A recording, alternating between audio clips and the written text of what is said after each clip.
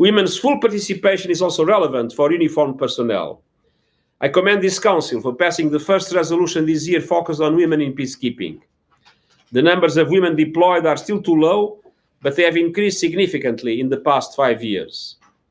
This is important, not just because the United Nations must reflect the people we serve, but because women bring their own perspectives and expertise to every issue, including peace and security.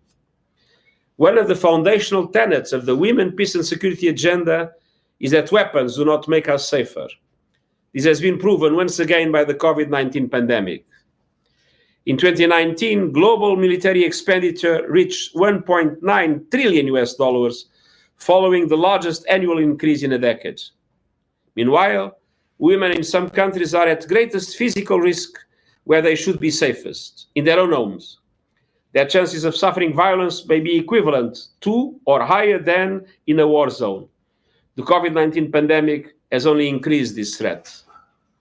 The Women, Peace and Security Agenda challenges the relentless focus on interstate conflict at the expense of measures to protect women.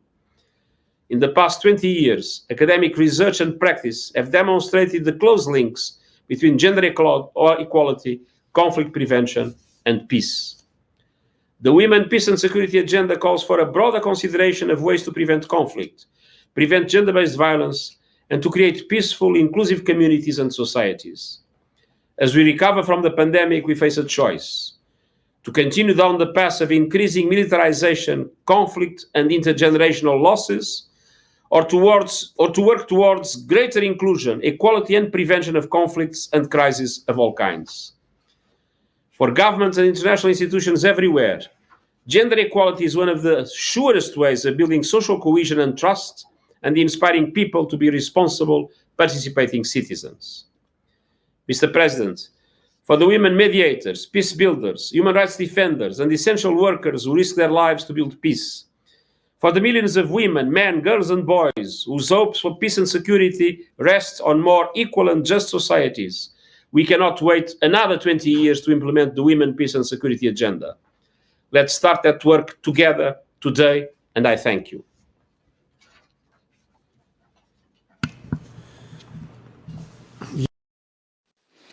I thank the Secretary General for his briefing. We understand he has to leave at 11 a.m. due to another engagement, but we want to thank the Secretary General again for his participation in today's meeting. I now give the floor to Ms. Phumzile Mlambo-Ngcuka.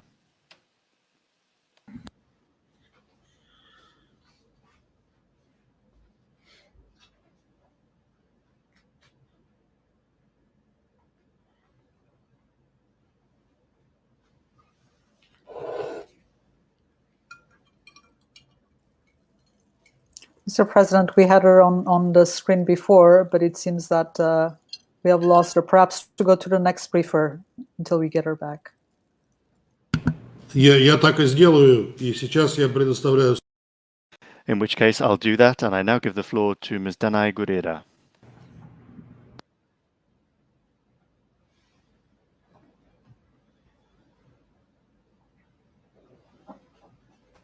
To inspire the audience. But in your privileged position, as members of the Security Council, you get to hear directly from real-life heroes. I would like to take my time here today to pay homage to them and make sure you do not forget their stories. Hello? She's the lady from the film, right? The Black Panther. From what? From the Black Panther movie. Remember that Black Panther? Can I request to switch off all the mics? We have an echo sound. I think it's Ms. Mlambo-Ngcuka microphone. Please switch off.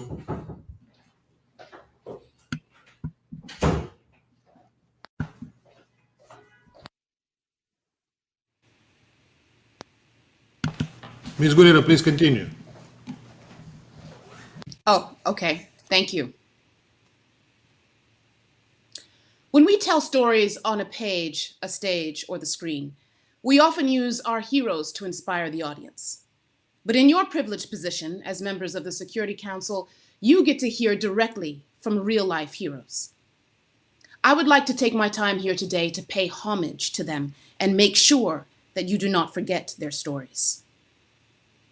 Earlier this year, you heard from Wafa al-Saidi in Yemen, who regularly crosses the conflict front lines to provide medical assistance to mothers whose children have survived so many bombings that they are now fearful of the sound of rain.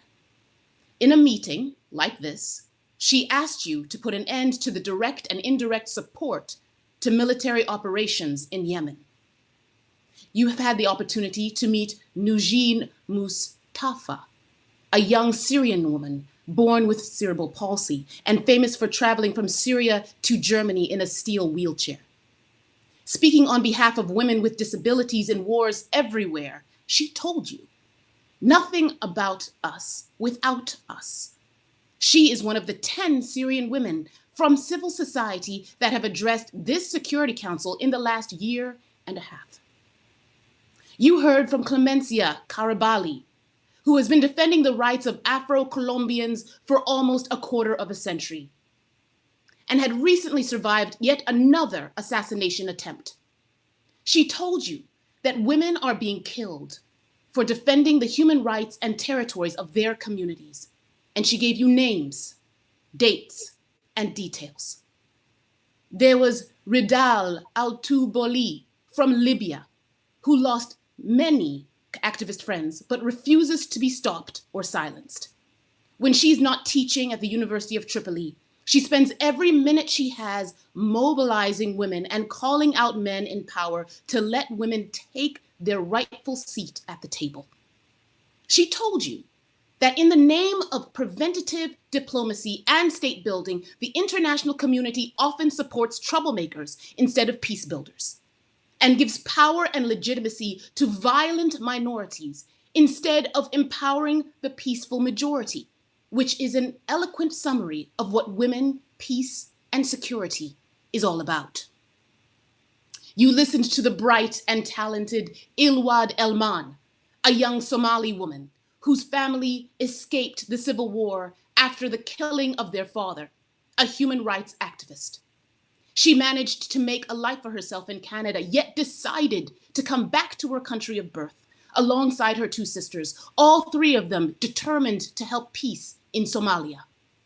Ilwad told you that peace talks that focus on warlords and reconciliation processes that mainly engage political leaders while excluding women-led civil society groups are doomed to fail.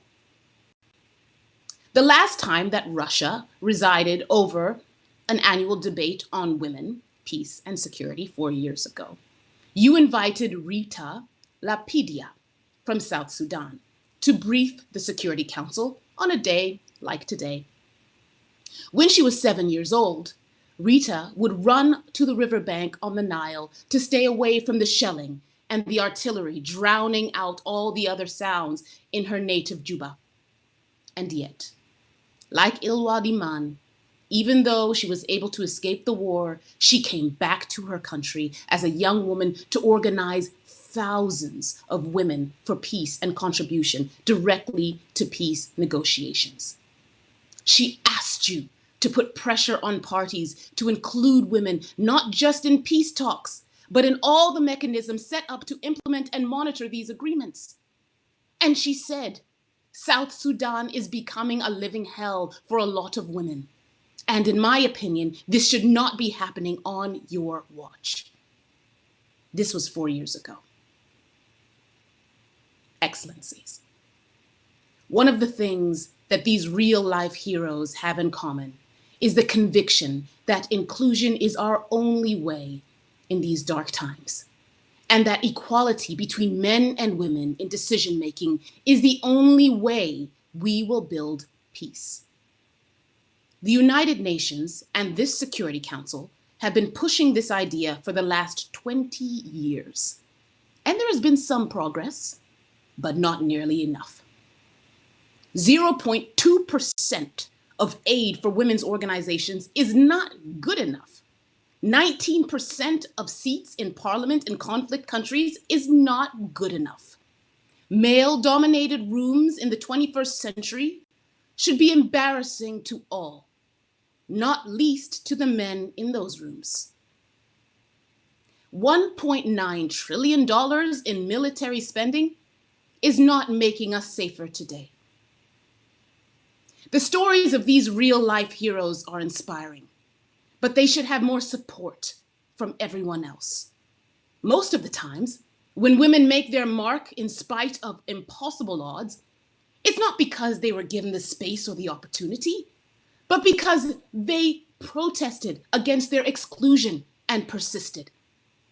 Liberian women went so far as barricading a hotel full of warlords and preventing them from leaving until they signed a peace accord after 14 years of gruesome civil war. Women like them will continue to rise and to fight for peace. But they should not be doing that on their own. Even at this time of enormous uncertainty and loss of the trust of authorities and institutions, people expect global unity and multilateral cooperation more than ever. Women that you have been inviting have been inspiring stories and have had a powerful message. It is now your turn to show that you've been listening. And just like they keep showing up for peace, it's your turn to show up for them. Thank you.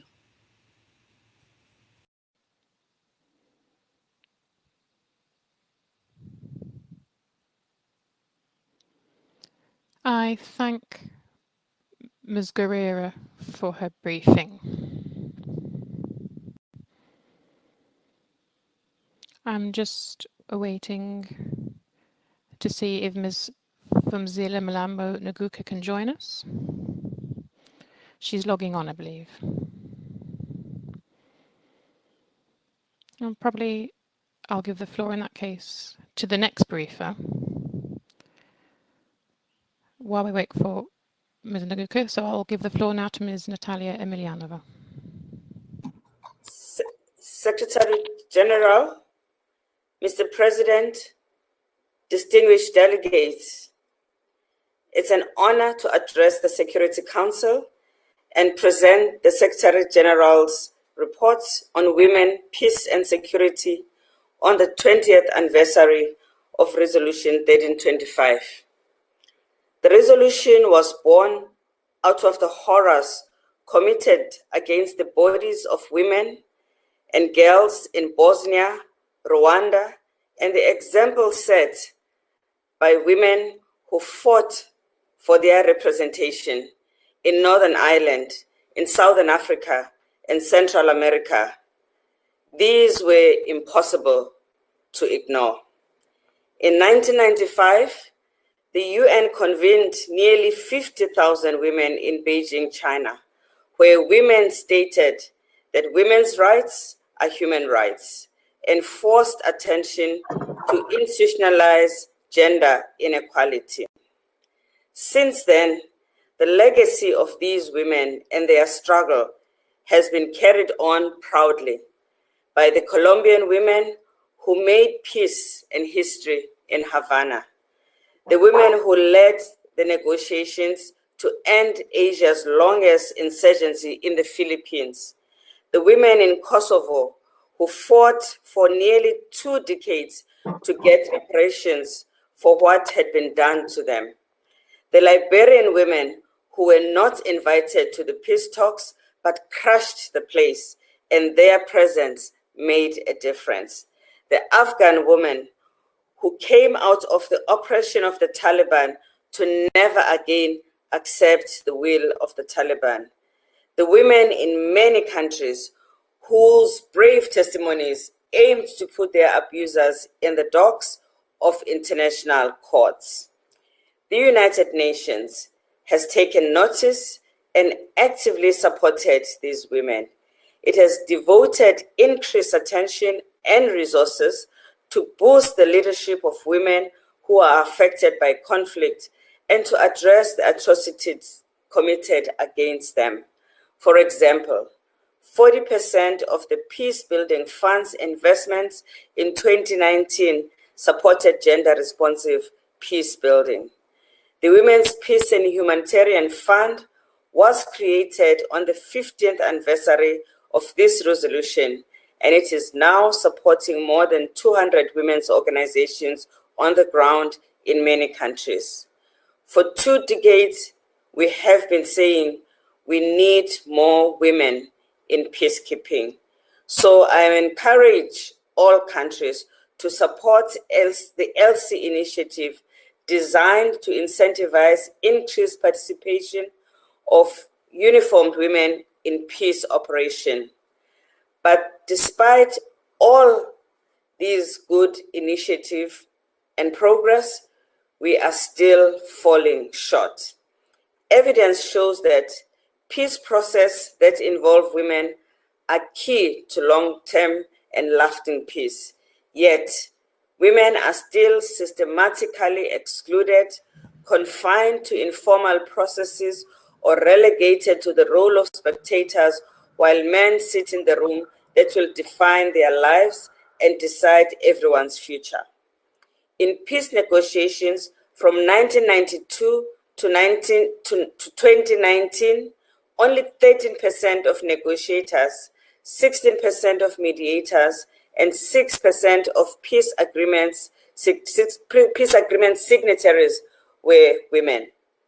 The negotiations are still structured in a way that elevates and empowers the actors that have fueled violence rather than empowering those constituencies who are peace builders, making exclusion and impunity the norm.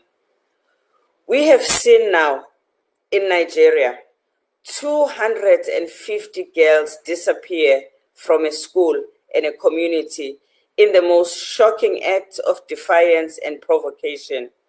The world failed to bring back our girls, a real tragedy that I personally still feel pained by. Voices of women and civil society have brought the atrocities against women and girls out of the silence of history and put them on record. But we are yet to see justice and to witness consequences for those who committed these atrocities. We are yet to see Daesh or Boko Haram prosecuted for crimes committed against women. We had to wait until last year to see the first ever successful conviction for sexual and gender-based violence at the International Criminal Court. The women are trapped in the men's wars and have surplus of support in words and statements, but they have a funding drought. They are still left to fend for themselves, with beautiful words remaining just words. Our latest figures show that the percentage of funding to conflict-affected countries that goes to programs whose principal objective is to advance gender equality has declined to 4.5%.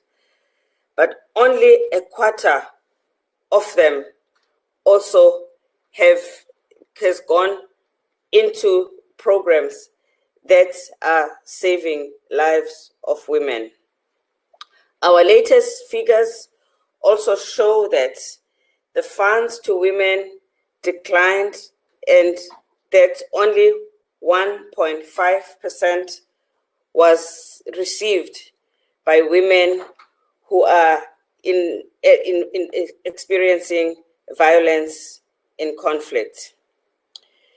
So the report of the SG looks ahead as we enter the new decade. It sets out 5 overarching goals for the next decade of our work in women, peace, and security.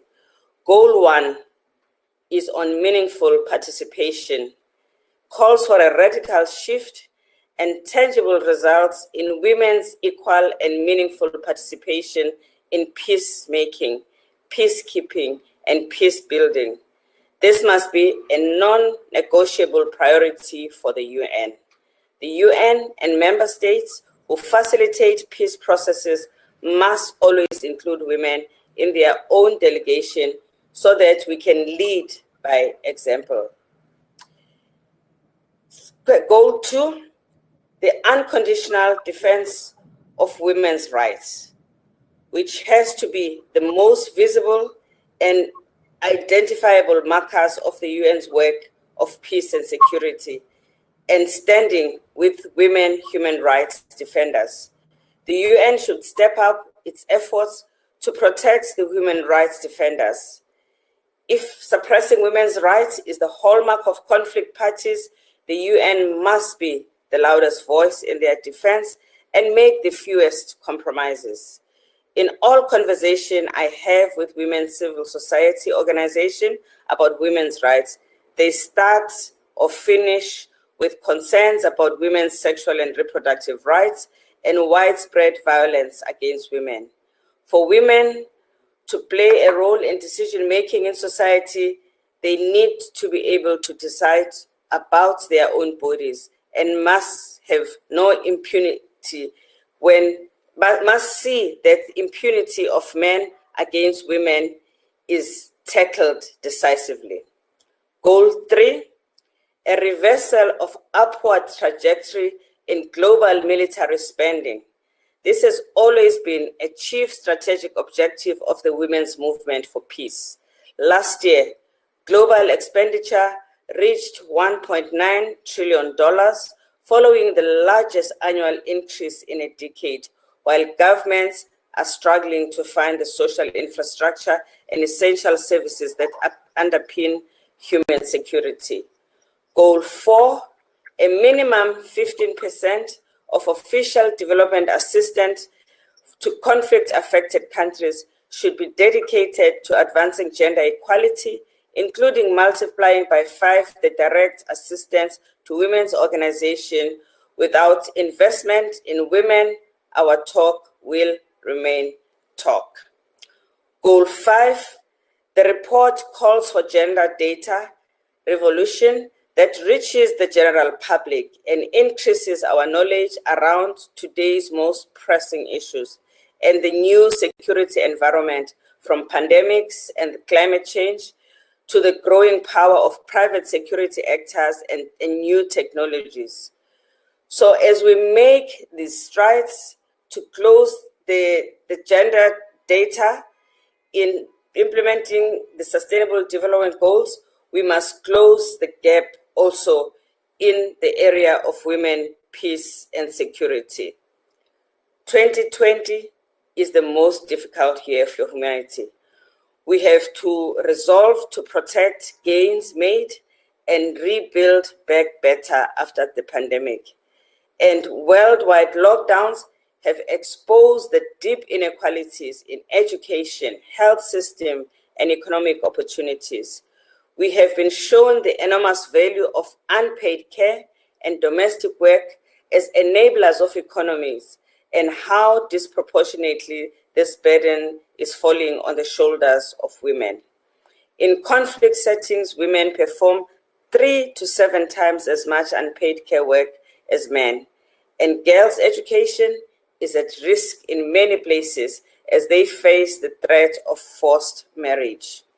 We have also seen the shadow pandemic of violence against women that is at all-time high, prompting the Secretary General to call on all governments to address gender-based violence with renewed vigor. And all this means women, peace, and security agenda just got bigger.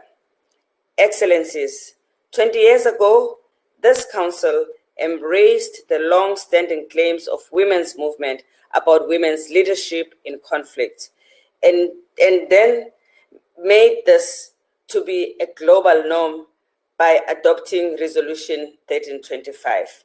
At this point, we need to consider the implementation deficit and address especially the implementation gap that impacts on people's lives. We also need to ensure that the Secretary General's calls for an immediate global ceasefire is heeded. Women have amplified the Secretary General's call in all parts of the world as they battle to survive the pandemic and effects of conflict. Women are also struggling for healthcare, childcare, jobs, and shelter. These challenges are even worse for women in displaced and conflict areas. Women constitute the bulk of frontline healthcare workers everywhere in the world and are highly represented in the hard-hit sectors of the economy. Many will not regain pre-pandemic economic activity. This is the experience from the Ebola pandemic because there is no gender-neutral pandemic. Yet, women are underrepresented in pandemic decision-making, and this is worse for women in conflict areas.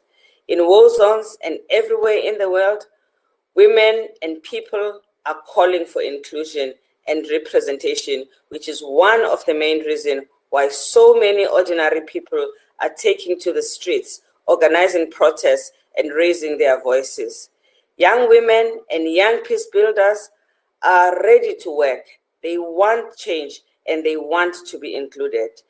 The many young women who are out there do not want to be bystanders. They want to be involved, people who are making changes. They cannot accept the slow pace of progress, and they cannot accept the possibility of reversal. They know that there is too much at stake, as we know too in this august house. After 25 years of implementing the Beijing Platform for Action, we have unfulfilled dreams that we need now to focus on. Hence, we have mobilized multiple stakeholders to fast-track the implementation of 1325 and the Beijing Declaration through generation equality as part of our commemoration of the 25th anniversary of the Beijing Platform for Action. UN Women, member states, civil society, youth, individuals have developed a compact on women, peace and security and humanitarian to bring everyone together to assist in pushing implementation and getting results and ensuring accountability. We have a rich normative framework, and we thank this House, amongst others, for their contribution towards this dispensation. But going forward, we need to move more to leveraging effectively this normative framework to improve implementation with a focus to look forward to a decade of action that will be a decade of change that is irreversible and long-lasting to women. We look forward to a peace and security agenda that brings benefit to women and girls fast rather than slow, because each day is a day lost. The leadership of this council is invaluable and is much needed in the achievement of international peace and security that benefits women and girls as they emerge from the pandemic. Excellencies, happy 20th anniversary. Я благодарю госпожу Mlambo-Ngcuka. Mlambo-Ngcuka for her briefing. And I now give the floor to Ms. Nataliia Emelianova. Dear Secretary General, dear participants, thank you for the opportunity to take part in such an important event. Today, I would like to tell you about my own work experience as a peacekeeper and the results of the activities of the Ministry of Internal Affairs of the Russian Federation to increase the participation of women in peacekeeping. Russia has been participating in the police component of UN peacekeeping since 1992. Our country pays special attention to the participation of women in activities to restore or maintain international peace and security.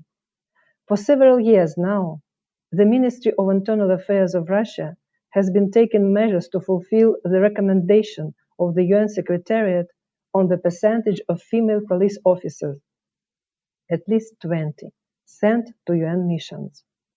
The missions operate in places where conflicts pose threats to international security, weakened by hunger and other hardships, with a constant sense of danger to their life and health. Local residents are initially wary of peacekeepers, but when they see a woman, kind, strong, and bold, they tend to trust her. In 2013, I became the first Russian female police officer in a peacekeeping mission on the African continent. The experience and skills acquired during my service in Russia enabled my appointment to the Internal Evaluation Unit of the police component of United Mission in South Sudan, whose task was to inspect UN bases located in South Sudan. In December 2013, the situation in South Sudan worsened. The conflict, which began in Juba, subsequently spread to all states of the country. UNPOL's mandate, which was initially focused on capacity building and law enforcement, had to reorient it to the protection of civilians, including the establishment of protection of civilian sites on the territory of UN bases. The organization of a refuge for elderly, women, and children on the territory of a peacekeeping base was the first in the history of the UN. Upon returning to Russia, the accumulated knowledge and experience allowed me to become an instructor at the Police Peacekeeping Training Center at All Russian Advanced Training Institute of the Ministry of Internal Affairs of Russia, and to start training Russian and foreign colleagues for peacekeeping missions. In 2017, our institute launched the first gender training course for female police peacekeepers, which was attended by 29 participants. In June 2017, the Russian Ministry of Internal Affairs hosted an international conference on the theory and practical issues of the participation of female police officers in United Nations peacekeeping missions. These events contributed to the implementation of the UN Global Efforts Program to increase women's representation in peacekeeping missions. And I'm very proud to have participated in them. From 2017 to 2019, I was assigned to my second peacekeeping mission, the United Nations Peacekeeping Force in Cyprus. Despite the fundamental differences in the mandates of the peacekeeping operations in South Sudan and Cyprus, in both missions, the delicate and considerate approach by women peacekeepers to resolving various negative situations has contributed to the effective mitigation and resolution of conflicts. Based on my experience and qualifications, the Ministry of Internal Affairs of the Russian Federation nominated me as an applicant in the competitive recruitment to fill the position of advisor on sexual and gender-based violence in the peacekeeping mission in Abyei. I was selected, and it is a great honor for me to be the first representative of the Ministry of Internal Affairs of Russia in UNISFA.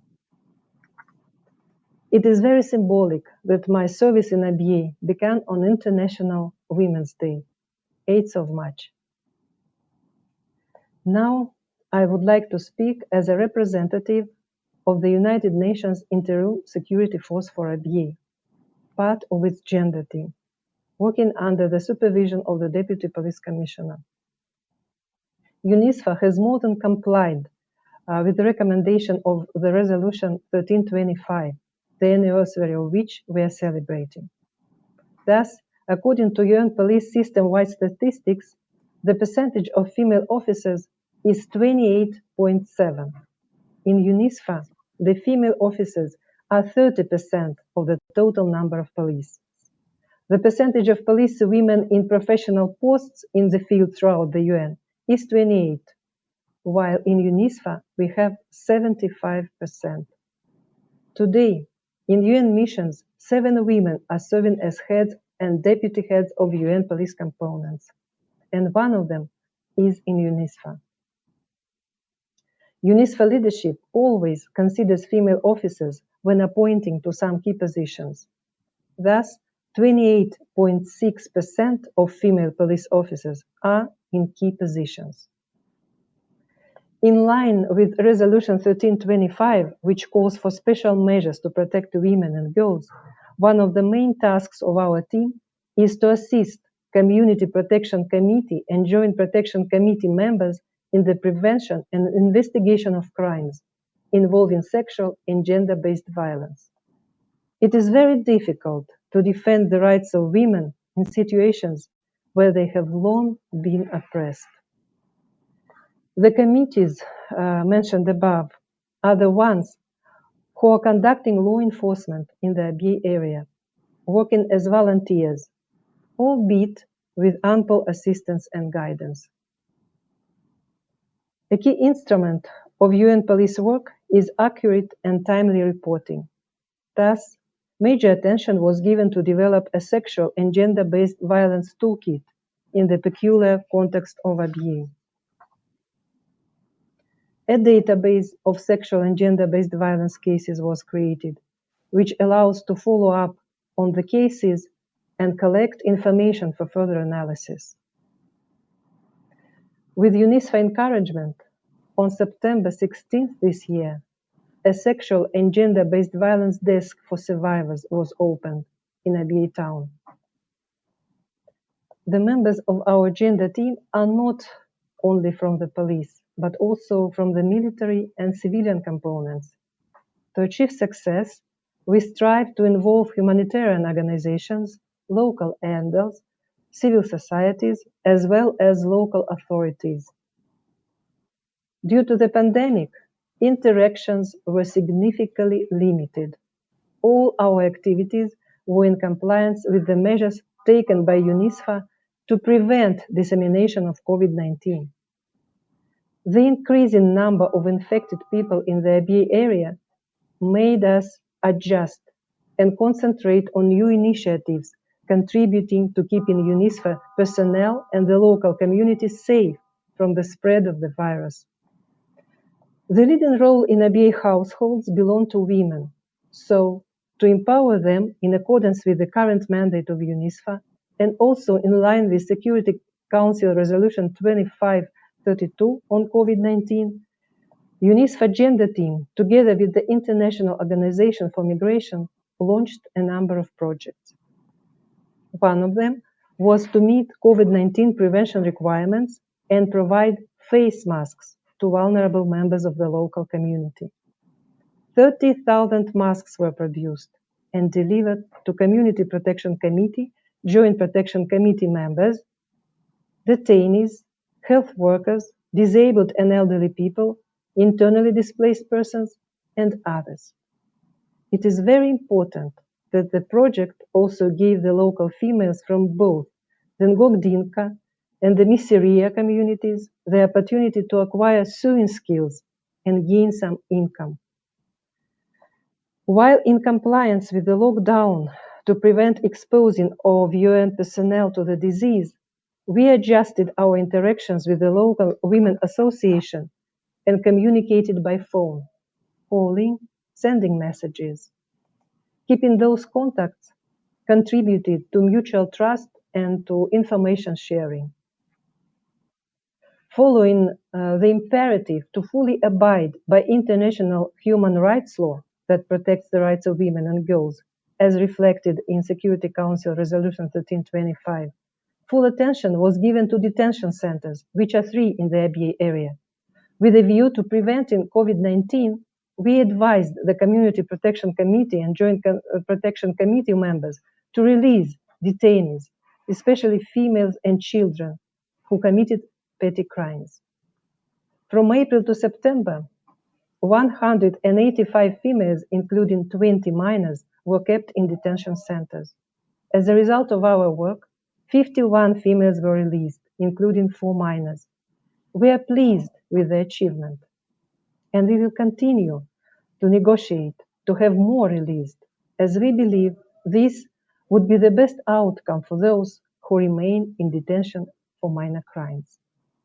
A very important part of our job is to achieve engagement and commitment of male traditional leaders in advocating for women's rights and changing traditional mindsets about gender issues.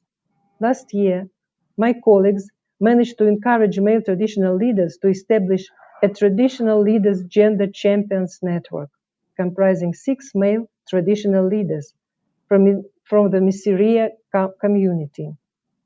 which was a great example for other male traditional leaders to promote women's rights. The ability to listen to the opinion of local residents and to engage them in a patient, diplomatic way allows us to convey an important idea. The observance of the rights of women and children, their support, is the guarantee for the future of their society. Convincing women to believe that they can live differently is not easy, of course, but I am sure that women peacekeepers feel the problem more acutely and can find a solution faster. The activities against sexual and gender-based violence in the region are the result of fruitful teamwork. When you are under tough conditions, far from home, it is extremely important to find like-minded people who will support you and help you to resolve issues of any complexity. My special thanks go to UNISFA Deputy Police Commissioner Meriga Hanzire, as well as UNISFA Gender Affairs Officer Rose Lynn Mutaiza. Our joint work can serve as an excellent example of the effectiveness of women's participation in peacekeeping activities, whose number has increased significantly in recent years. Challenges and recommendations. The main challenge is to identify the cases of sexual and gender-based violence, given the absence of the host police, Abyei police service in place. Shortage of ANPOL, individual police officers, to continue mentoring and advising. The current situation of COVID-19 related lockdown has curtailed sexual and gender-based violence planned activities. The stigma and cultural peculiarities regarding sexual and gender-based violence cases, which contribute to keeping the crimes underreported. The interaction of ANPOL with law enforcement structures in the northern part of Abyei is limited, as there are no volunteer community protection committees there. In this regard, it will be of a great value to have a study on the best practices of other field missions with similar conditions, on how to deal with sexual and gender-based violence cases when started from the 0 point. I believe that the future of humanity lies equally in the activities of women and men. Only through the joint efforts of all nations is it possible to establish a safe world for women and children. Thank you for your attention. Я благодарю госпожу Емельянову за ее брифинг. I thank Ms. Emelianova for her briefing. I now give the floor to Ms. Zarqa Yaftali.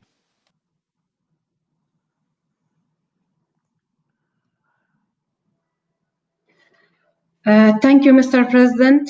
Mr. President, Excellencies,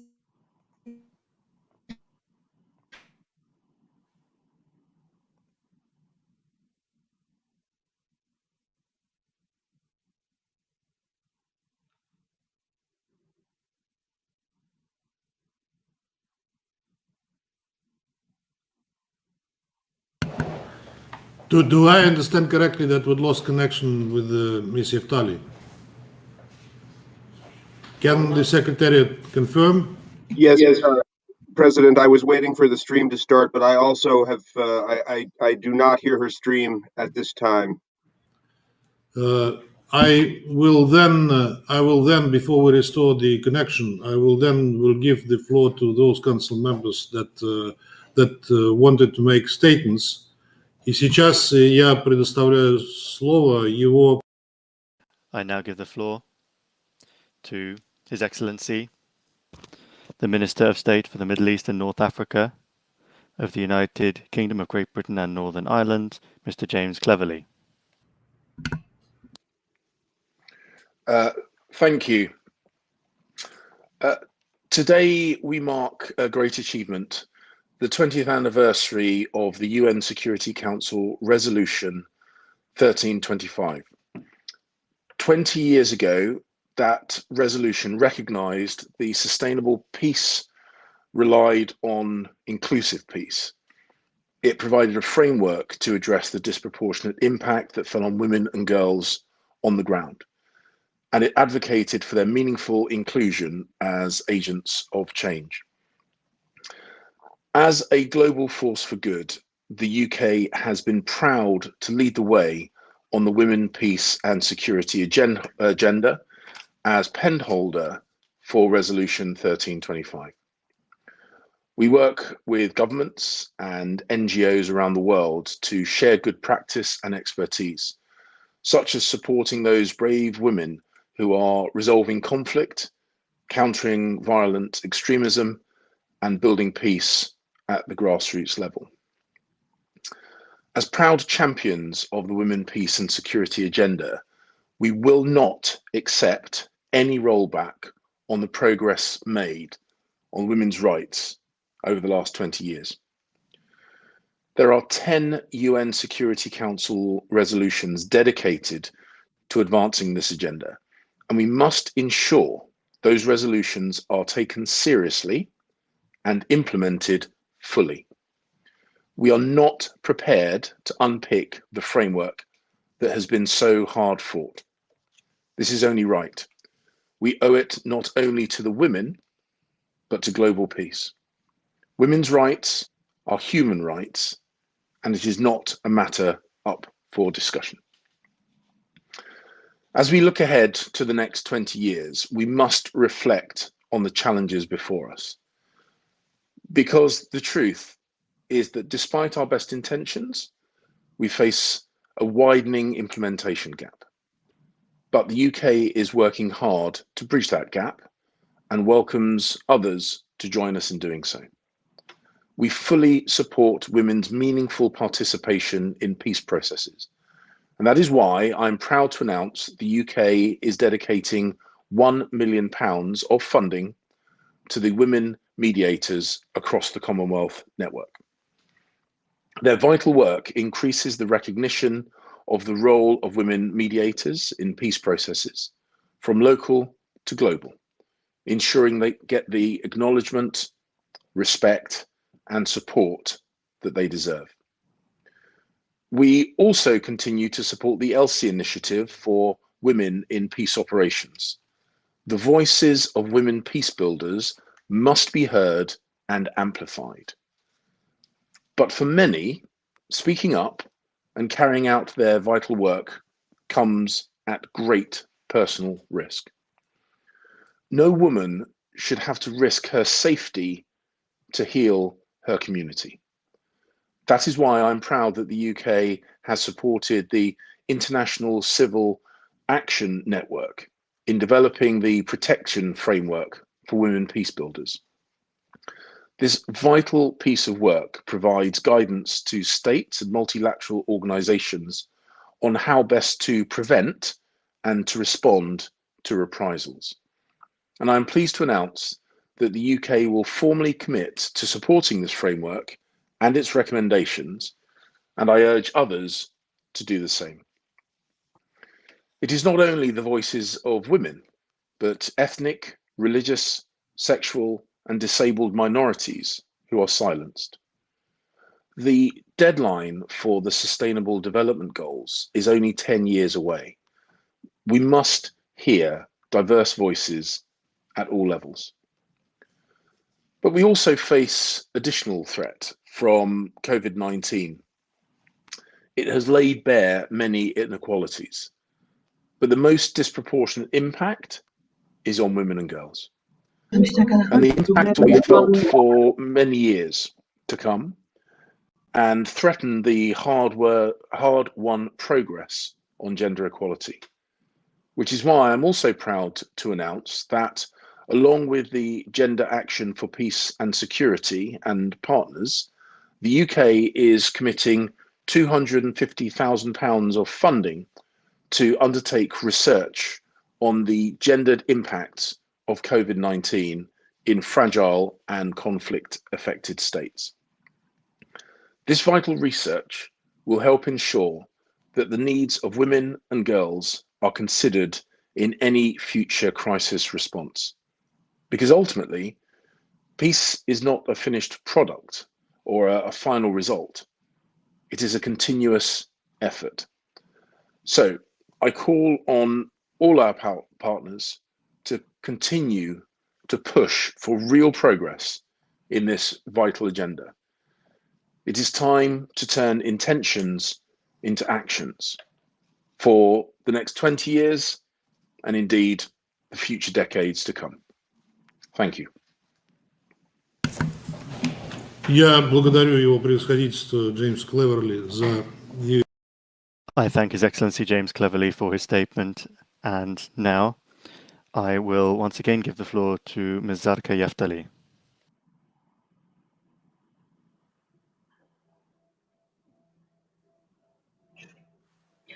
Thank you, Mr. President. Mr. President, Excellencies, my civil society colleagues. I am Zarqa Yaftali, Executive Director of the Women and Children Legal Research Foundation, which documents violence and discrimination against women and girls in Afghanistan. I deliver these statements on behalf of the NGO Working Group on Women, Peace and Security.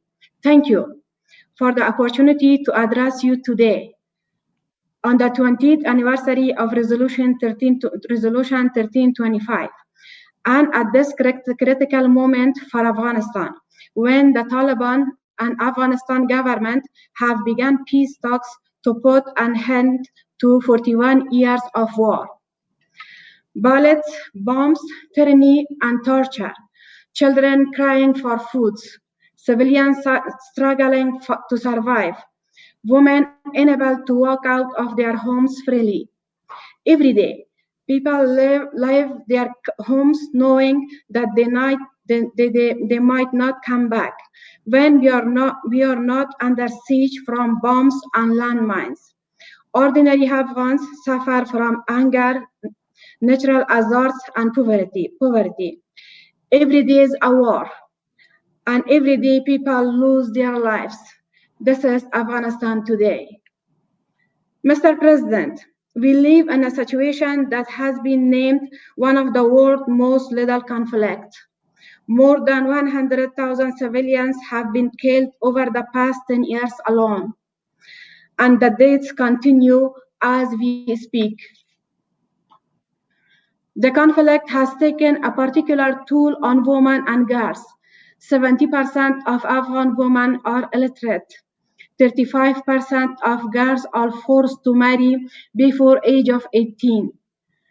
87% of Afghan women have already experienced some form of gender-based violence. All these issues have become worse with the spread of COVID-19, which is not only costing us our lives, but destroying our economy and society and pushing women back in their homes. In addition, our civil society is threatened and attacked, and no measure exists for their protection. Despite this challenge, my people have also worked tirelessly to change this country for the better. Today, many of our girls can go to school without fear.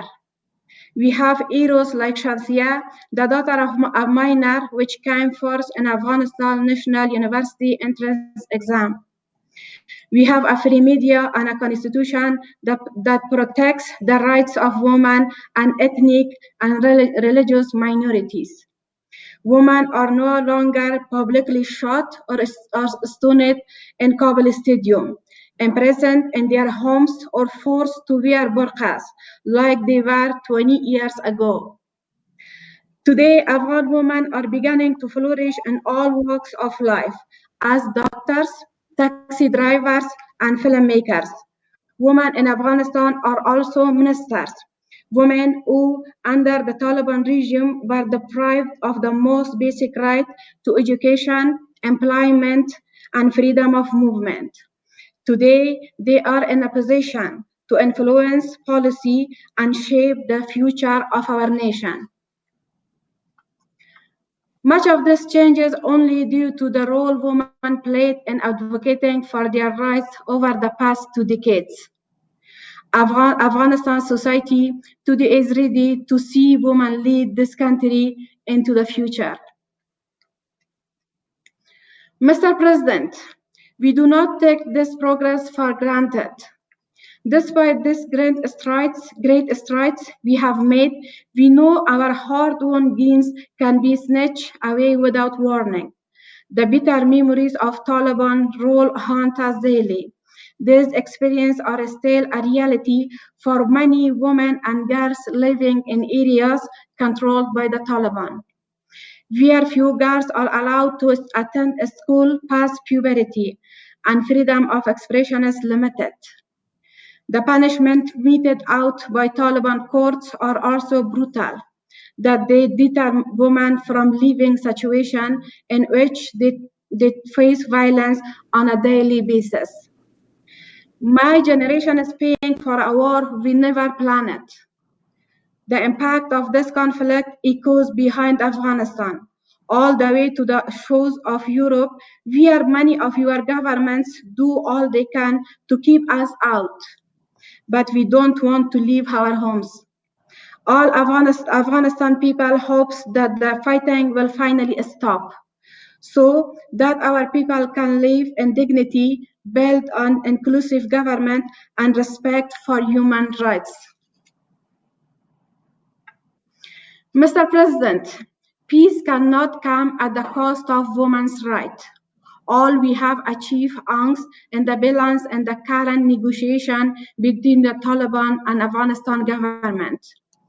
After extensive delay to the intra-Afghan talks, the official start in September is indeed a milestone. The presence of 4 women on the government negotiation team is a positive development, but it is not enough. Given the strong resistance by the Taliban to women's inclusion in past process, and the recent attack targeting one of the women on the government negotiating team, we are deeply concerned that women's rights will be used as a bargaining chip between the Taliban and the government of Afghanistan. This would undermine our fundamental rights and ignore our role in the future of this country. We therefore urge the international community, including global and regional institutions, member states, and donor countries, to exercise your responsibility to ensure that none of the parties involved, including the Taliban, restricts women's human rights, civil liberties, or citizenship in any way. The political pressure exerted by the international community on negotiating parties in the intra-Afghan talks cannot be overstated. You provide essential financial support to our country and have the ability to use the position to protect women's rights and ensure our formal and direct participation in the talks, the process that follow. The widespread and meaningful participation of women in peace processes is essential, both for peace and for the fate of all Afghanistan women. At this critical juncture, we urge you to use your influence to demand an immediate ceasefire. In order for intra-Afghan peace talks to be successful, all actors must drop their weapons and stop fighting. Insist on women's rights and participation as precondition for support for inclusive peace talks. The international community must make women's rights and women's full, equal, and meaningful participation in formal rules at every level of the peace process as a precondition for any continued economic or political support for the post-peace government.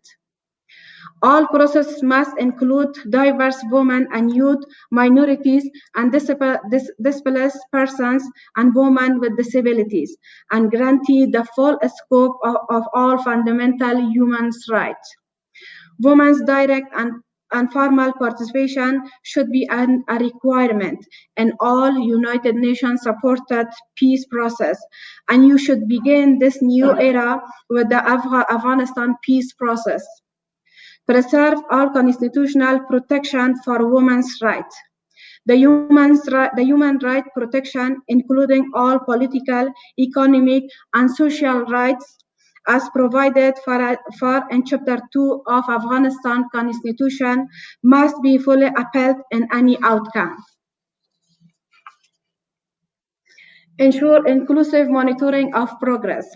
It is critical to establish a joint committee of the United Nations countries involved in Afghanistan, civil society, and the media to monitor the implementation of any peace agreement and report on violation, including that of women's rights by both parties. Ensure safety of women leaders, peace builders, human rights defenders, and activists. Prevents threats and violence aimed to deterring our participation, including by elevating our role in promoting peace and human rights. In October 2005, Savita Nouri, the first Afghan woman to address this council, described women's decision to participate in public life in my country as a life or death choice, and warned that the international community must not abandon Afghanistan until a stable and just peace had been established. Today, as the 10th Afghan woman to brief this council on behalf of the civil society, I am here to tell you that your role in Afghanistan matters now more than ever. 20 years of words by this council have not changed the reality for women in Afghanistan. We are not the only ones demanding action. Women in Yemen, Syria, DRC, Sudan, in fact, in every country on the Security Council agenda will view your action in Afghanistan as the true test of your commitment to Resolution 1325 and a sign of what they too can expect. Although Afghanistan women have for too long suffered for war, we are not victims. We have fought back for decades for our rights, and we will not sit by and watch our achievement by throwing away. It is your responsibility as the international community to ensure that you do not either. Thank you. Я благодарю. I thank Ms. Yaftali for her briefing. I now give the floor to Her Excellency, the Minister of State in the Federal Foreign Office of Germany, Ms. Michelle Müntefering. Excellencies, colleagues, dear friends, 20 years ago, Resolution 1325 was a small revolution. For the first time, a United Security Council made it crystal clear women's full, equal, and meaningful participation is required to maintain world peace and security. Gender equality is not only about fairness and human rights, it is also about security and conflict prevention. And sexual and gender-based violence is not an inevitable byproduct of war. It is a crime that must be punished and abolished. The adoption of the Resolution 1325 was the result of an exceptional wave of civil society engagement. Hopes were high, and the pledge was clear. Women's voices were to be heard, and their seat at the peace table no longer rejected. It is clear who is accountable to these expectations. Us, the member states of the United Nations. 20 years and 9 hard-won Security Council resolutions later, the implementation of the WPS agenda continues to be too weak. Women are still excluded from peace processes. Their rights and interests continue to be ignored when building post-conflict societies. So let me be frank, as a global community, we have not lived up to our commitment. Too often, conflict-related sexual and gender-based violence remains unpunished. Even worse, in the past years, we have seen a global pushback on women's rights. Principles that and rights that we have agreed upon decades ago are once again questioned. Ladies and gentlemen, colleagues, let's pause for a second and think about this. 20 years ago, all members of the Security Council agreed to the principles that are enshrined in the agenda. I doubt that today we would still be able to achieve such a milestone. Mr. President, Germany is determined to advance the implementation of Resolution 1325. Over the past 2 years, as a Security Council member, we have made WPS a key priority of our work. We have initiated Resolution 2467 to strengthen the rights of survivors of sexual violence and to hold perpetrators accountable. Survivors' human rights, including sexual and reproductive health and rights, must be guaranteed. We are convinced that including civil society in our debates is vital. Many of them were quoted today, like Ilvat Elman, who just won the Africa Prize here in Berlin. Civil society plays an essential role in filling the WPS agenda with life. We gave them a voice here during our council presidencies. In April 2019 and July 2020 alone, 26 civil society speakers addressed the council. Now the council must follow up on their recommendations. And we pushed hard to include the WPS agenda in all council products. Our aim is that WPS mainstreaming approach needs to become the norm. That also means mandate renewals and sanction regimes need to be gender responsive. Let me be clear. We have a joint responsibility to implement what we have agreed upon. And that is without watering down any of the commitments we have signed up to. We have all the necessary instruments at hand. What's needed is a full implementation of Resolution 1325 and all subsequent resolutions on WPS. Last year, Foreign Minister Heiko Maas called for specific commitments to implement the agenda before the 20th anniversary. 75 member states and UN entities came forward with concrete proposals, the majority of which has been implemented. Dear colleagues, let me emphasize our deep respect to all the activists outside the women peace builders. They do a fantastic job on the ground. We can and should support these women. Support, funding, and protection are the three keywords here. We will continue to support civil society and protect women peace builders and women human rights defenders inside and outside of the Security Council. As board members of the Women, Peace and Humanitarian Fund, we are planning to further step up our support in addition to the 4 million euro we have already contributed in the past 2 years. And we should always insist on including women mediators and women peace builders in peace processes. We have done so in our support for the National Dialogue Conference in Yemen, and we are currently supporting women's initiatives in the Libyan peace process. Ladies and gentlemen, history has proved Resolution 1325 right. The peaceful revolution in Sudan would not have been possible without the many courageous women that took to the streets every day. And just as we speak, the women of Belarus stand up for their democratic rights. Their courage is our obligation. Germany is determined to live up to this obligation. We will create WPS focal points in our embassies. We will include WPS as a compulsory part of our training for young diplomats, and we will mainstream WPS in our entire foreign policy. In short, we will make WPS part of our DNA. Since the year 2000, much has been achieved, but even more remains to be done.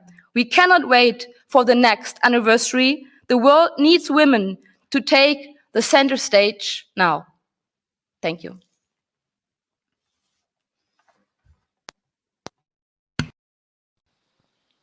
I thank Her Excellency Ms. Michelle Muntefering for her statement, and I now give the floor to the distinguished representative of France. Monsieur le Président, je remercie.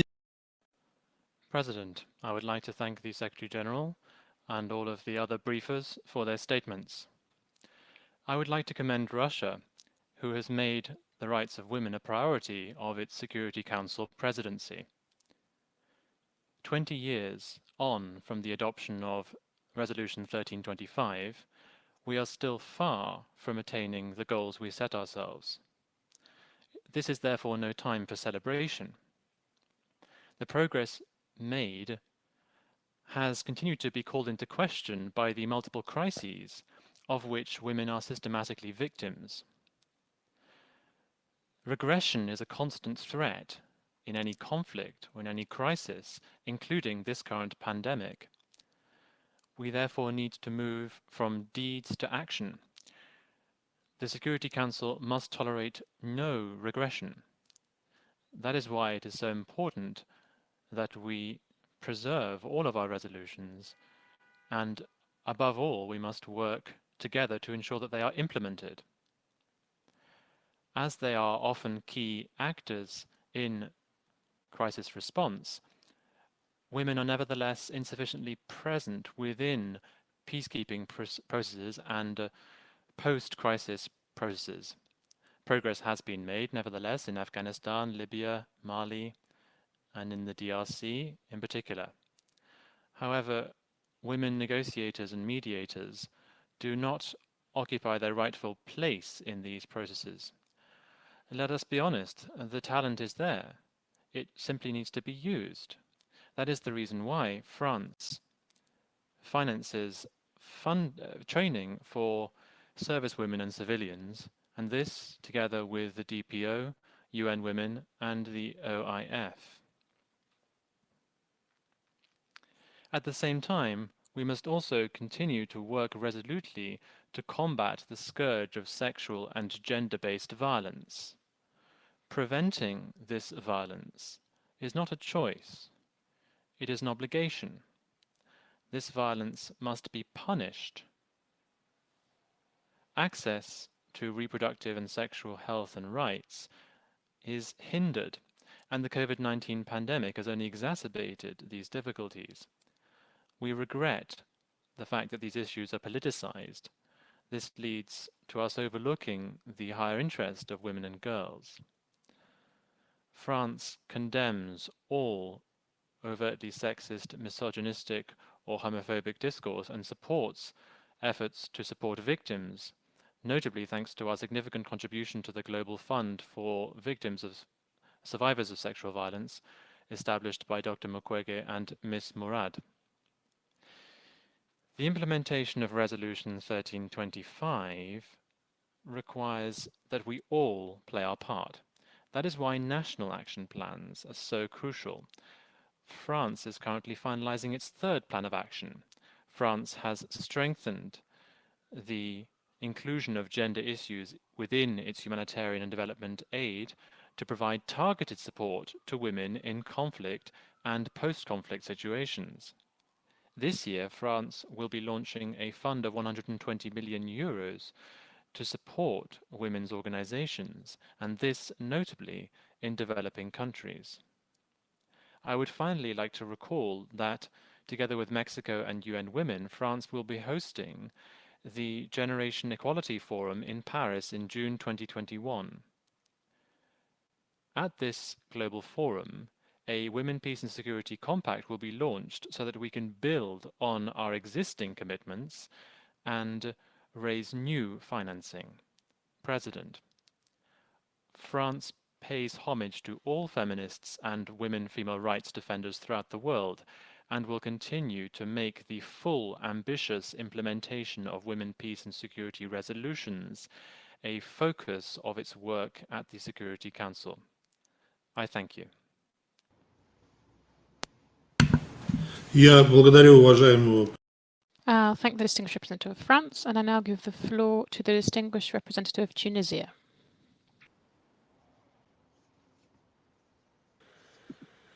I would like to thank the Russian Federation for organizing this open debate in commemoration of the 20th anniversary of the adoption of the landmark Resolution 1325 on women, peace and security.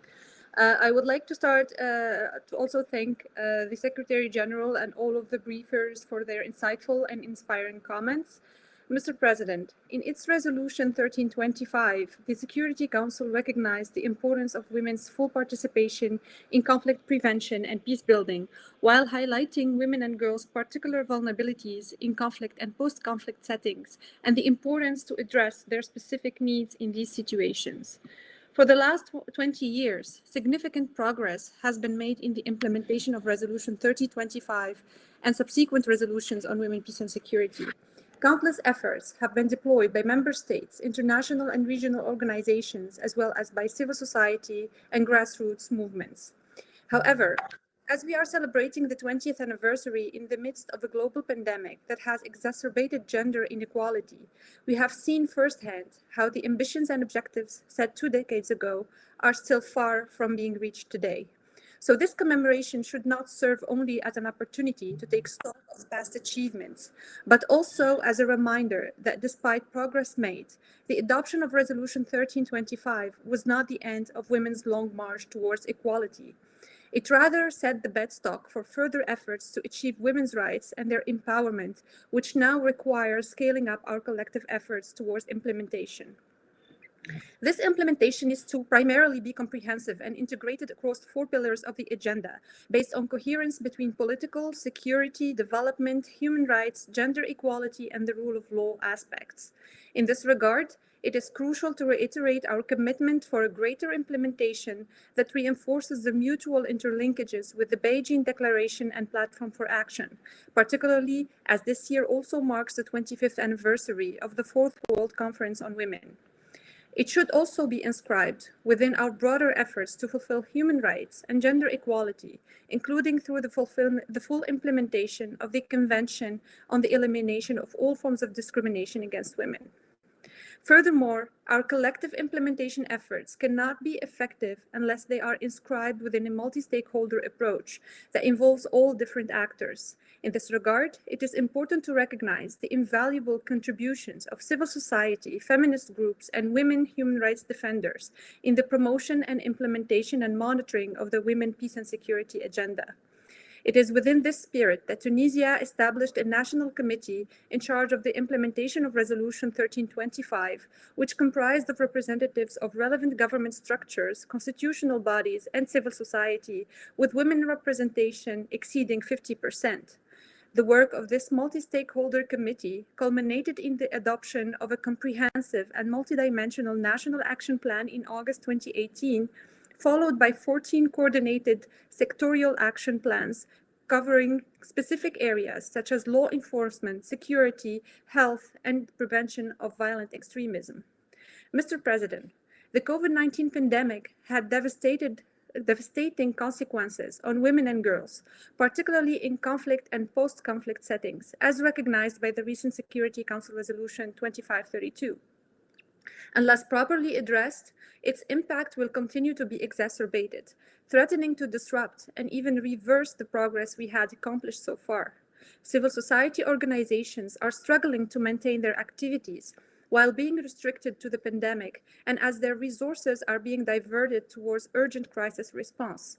Member states need to ensure the continuity of the necessary funding mechanisms to support the work and enhance the capacities of organizations that support women's leadership, empowerment, and participation in all levels of decision-making. We need to further implement the existing normative framework on women, peace, and security in order to address the causes and manifestations of gender inequality that increase the vulnerability of women and girls in the face of conflict. Special attention must be given to conflict-related sexual violence. We need to promote a survivor-centered approach, which recognizes that they are not a homogeneous group and that they require adequate response measures according to their different needs and contexts. We also need to put an end to impunity, to deliver justice to the victims and to prevent such heinous crimes in the future. And finally, we need to address the underlying drivers of conflict-related sexual violence by promoting gender equality and human rights, and by bringing national legislations in line with international norms and standards. Mr. President, Tunisia is committed to continue championing the Women, Peace and Security agenda on the national level through the implementation of our National Action Plan, the integration of gender-responsive perspective into our national strategies and policies, and by a true partnership and leadership of women in all public and private spheres. We also reiterate our commitment to build on international efforts rooted in peace-building priorities and principles that seek to protect women's rights and to ensure their full, equal, and meaningful participation in peace efforts and in decision-making processes. I thank you.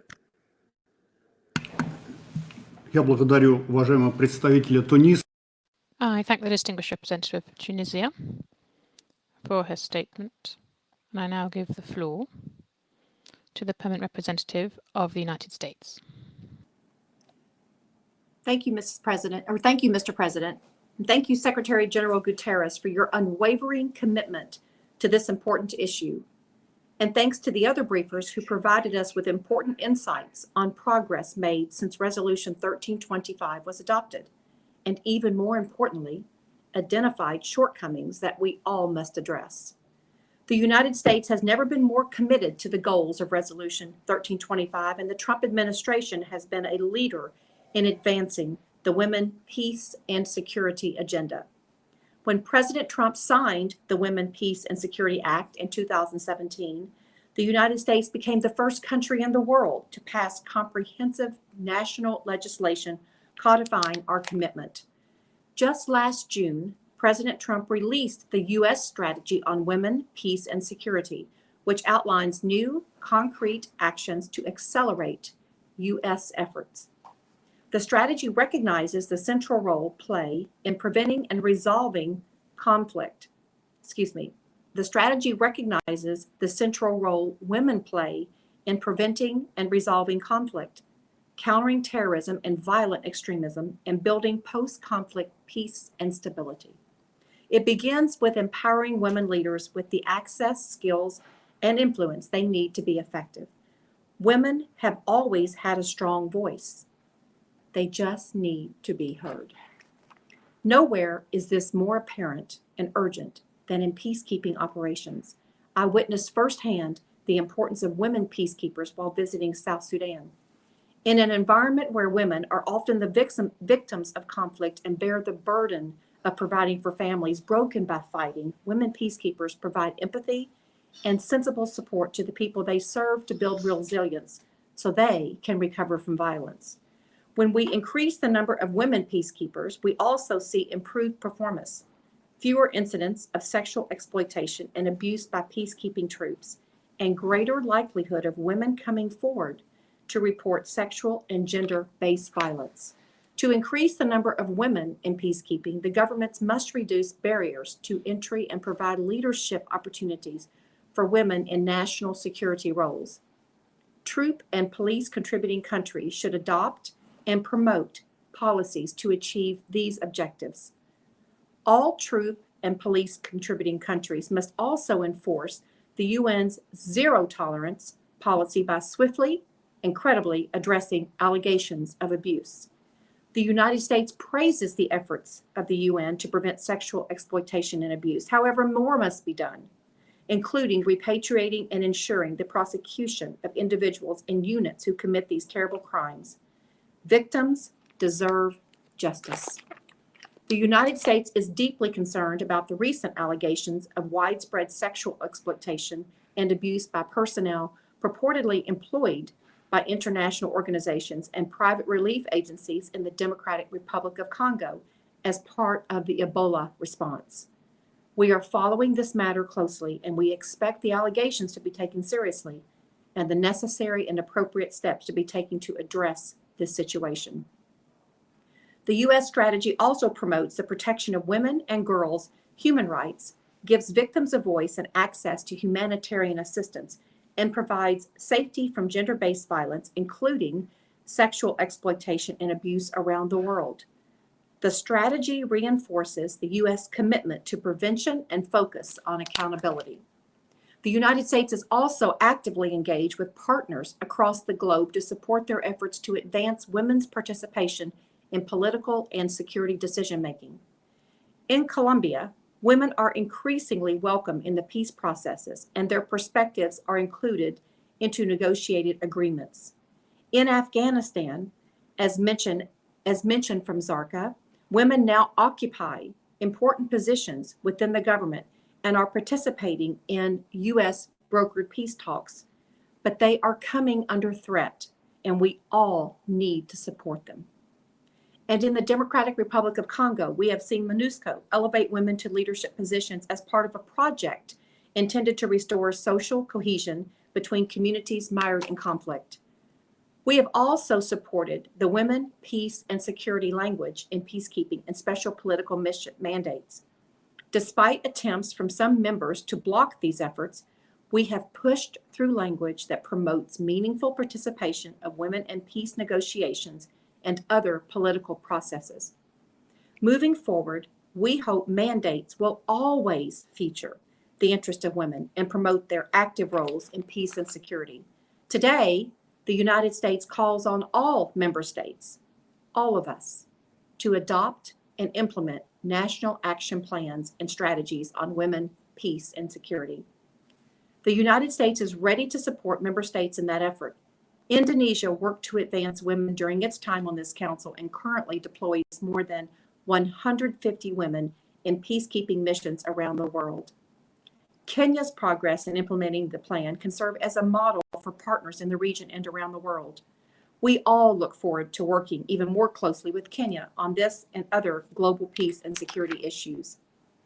Together, we must make it a priority to champion women, to champion girls, and protect their safety and security, and promote them so they can participate in promoting international peace and security.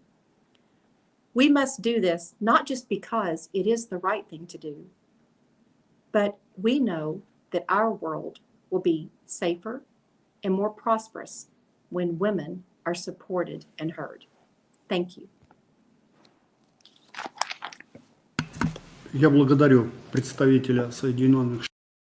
I thank the representative of the United States for her statement, and I now give the floor to the representative of Estonia. President, we thank all briefers for their interventions.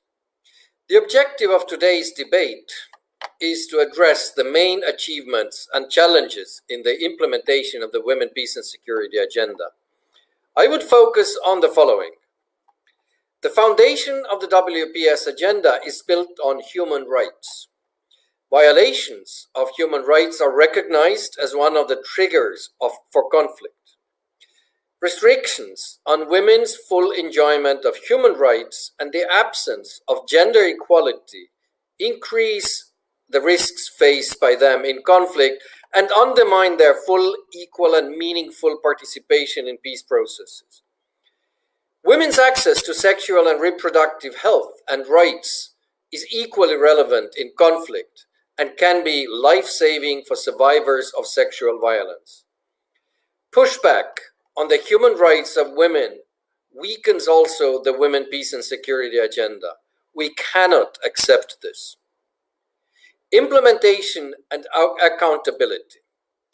All of us have taken concrete commitments on WPS, nationally, regionally, in the UN, and as the Security Council. Our record of keeping them is mixed. We welcome steps to increase accountability for the implementation of WPS-related actions. This was one of the reasons for Estonia's decision to join the Generation Equality Compact on Women, Peace and Security and Humanitarian Action as a catalytic member. We are also preparing Estonia's third National Action Plan on Women, Peace and Security. We welcome the report by the Secretary General and its recommendations. Making WPS an integral part of each Council discussion and outcome. The Council has taken a clear decision in this regard. Yet often, please, somebody, the microphone is open. Yet often, it is not able to agree to live up to its decision in mandate renewals and country-specific resolutions. We also need to improve our follow-up on the deliberations and recommendations arising from the informal expert group.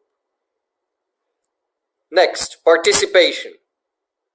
The data is clear. The inclusion of women increases chances for sustainable peace and thus the effectiveness of council action. Yet women constituted, on average, no more than 13% of negotiators and only 6% of signatories in major peace process between 1992 and 2019. And this proportion remains low. With shrinking political, civic, and physical space for women's participation, the Council needs to speak up for this clearly. Next, cooperation of various stakeholders, in particular the key role of civil society organizations and women peace builders. The WPS agenda would not have come into being, and it would not be possible to make it a reality without them. The cooperation of diverse women civil society representatives with the Council needs to be broader and more meaningful. We need political will and joint action to stand up to threats and reprisals against women human rights defenders. The UN has verified that in the 4 years leading up to 2019, 102 women human rights defenders, journalists, and trade unionists were killed for their work. In reality, this is an undercount. Next, resources. We need to back up commitments with funding. For the UN, peacekeeping, and political missions, this includes supporting women protection advisors, gender advisors, and human rights officers. It also means adequate resourcing and gender expertise in all sanctions expert groups.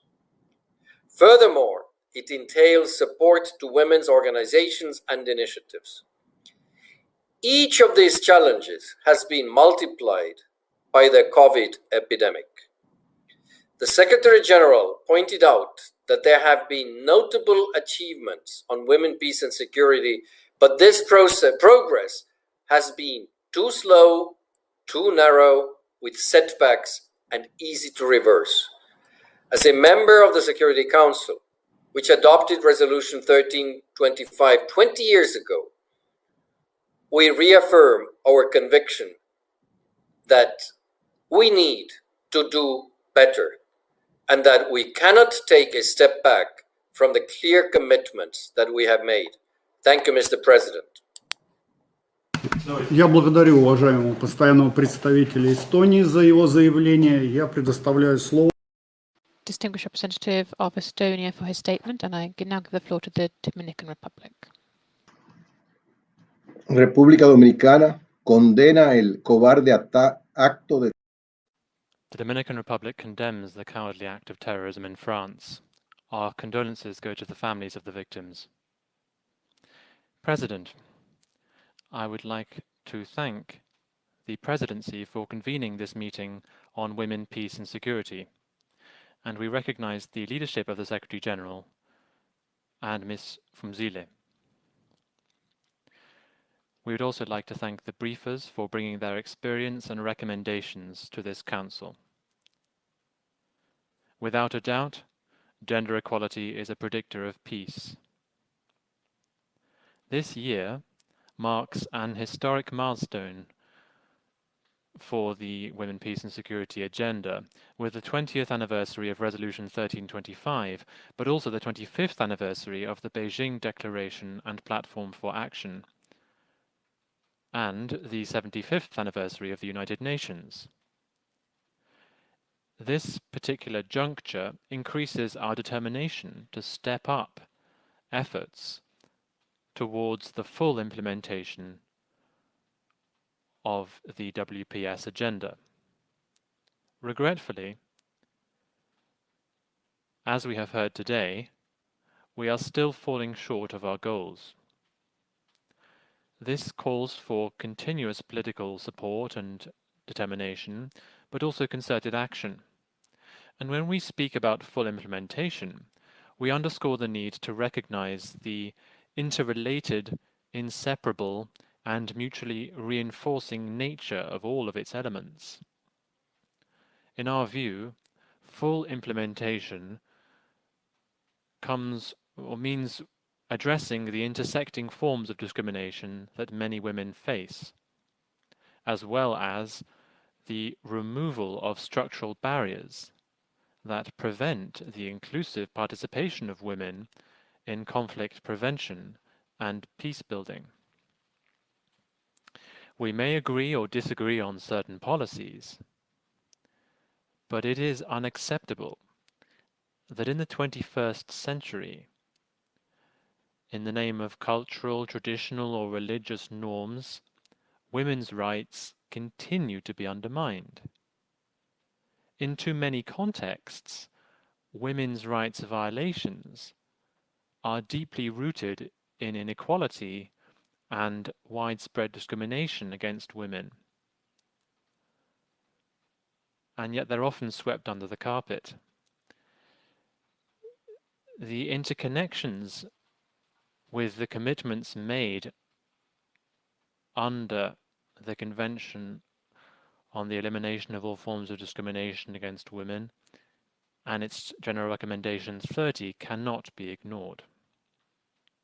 President, civil society and women human rights defenders and their civic space must be protected by states, and they must be unreservedly supported by this Council and by the UN, so that they can carry out their critical work without fear of reprisals. Many peace agreements do not include gender provisions to sufficiently address women's security and peace-building needs.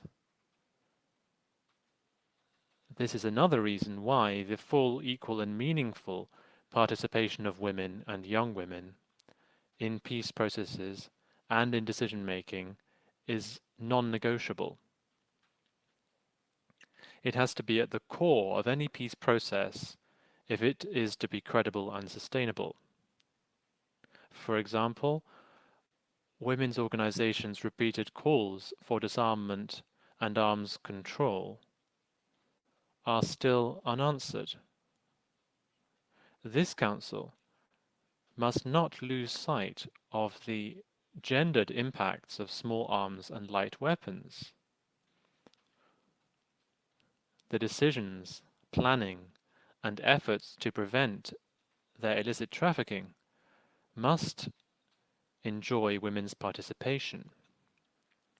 But in addition, President, conflict prevention also requires converting a culture of impunity into one of accountability, including providing redress to victims of conflict-related sexual violence and gender-based violence. The COVID-19 pandemic is disproportionately affecting women and girls, particularly in fragile and conflict-affected areas. This threatens to undo decades of progress for women's rights and equality. Nevertheless, against all odds, women have become critical figures in responding to the virus in their communities and countries.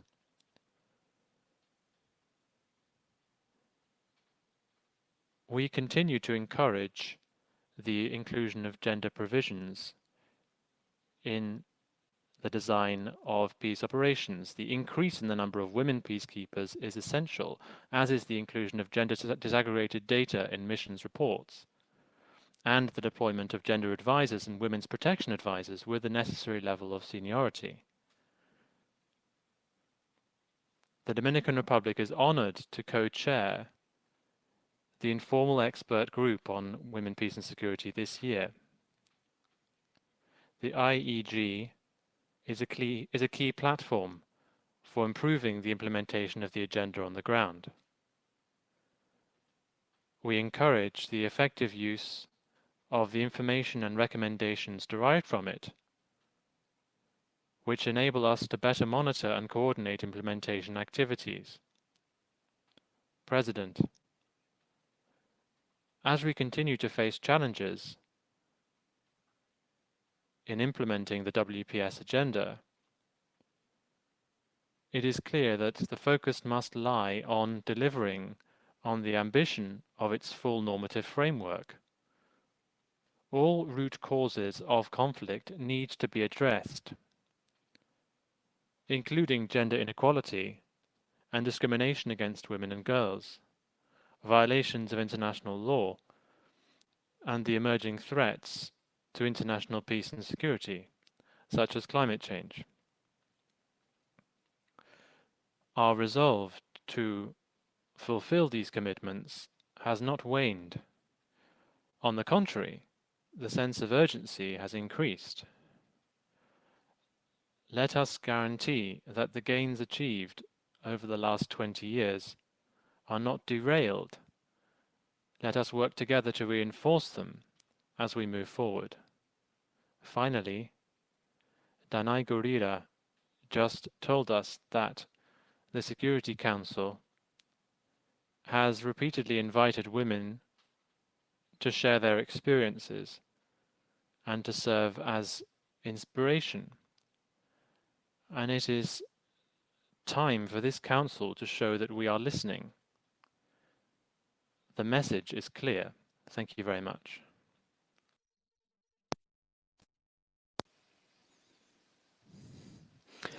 I thank the distinguished representative of the Dominican Republic, and I now give the floor to the distinguished representative of China. 谢谢主席先生。主席先生，我首先也感谢古特雷斯秘书长，努卡执行主任所做的发言，我也认真听取了各位通报人的发言。今年是联合国妇女大会25周年，也是安理会关于妇女和平与安全问题的。I'm sorry, June. Could you hold for a second? We do not have the translation, as far as I understand. Does anyone hear translation? I'm sorry for that. Can you, Secretary James, could you check, please? Yes, President. We were getting only the original stream. Is the Chinese to English available, please? Asking the interpreters. 我不应该我们联系 interpreter 吧？他们技术团队翻译。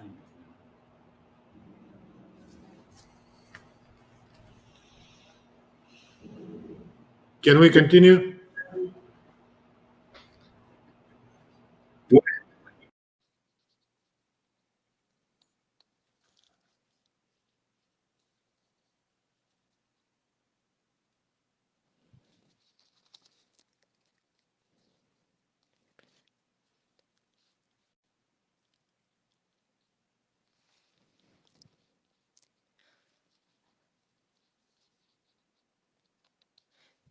The interpreter is ready.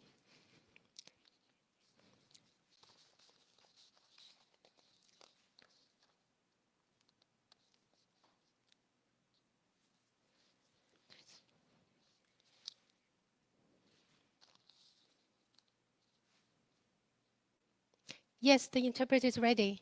Yes.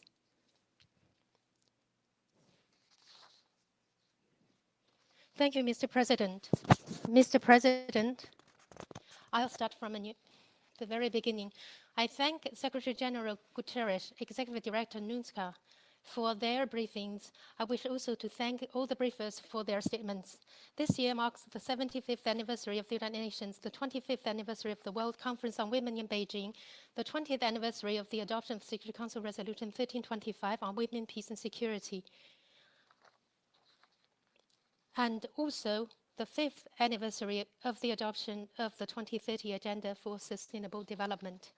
These anniversaries are meaningful reminders of the interconnectedness of promoting gender equality, maintaining international peace and security, and achieving sustainable development. The international community should capitalize on these anniversaries to reaffirm its commitment, increase its input, and inject a new impetus into the agenda for women, peace and security and the global women's development first. Continue to support women in playing an important role in peace and security. 20 years ago, the Security Council unanimously adopted Resolution 1325, which re-examined and defined the relationship between women and peace.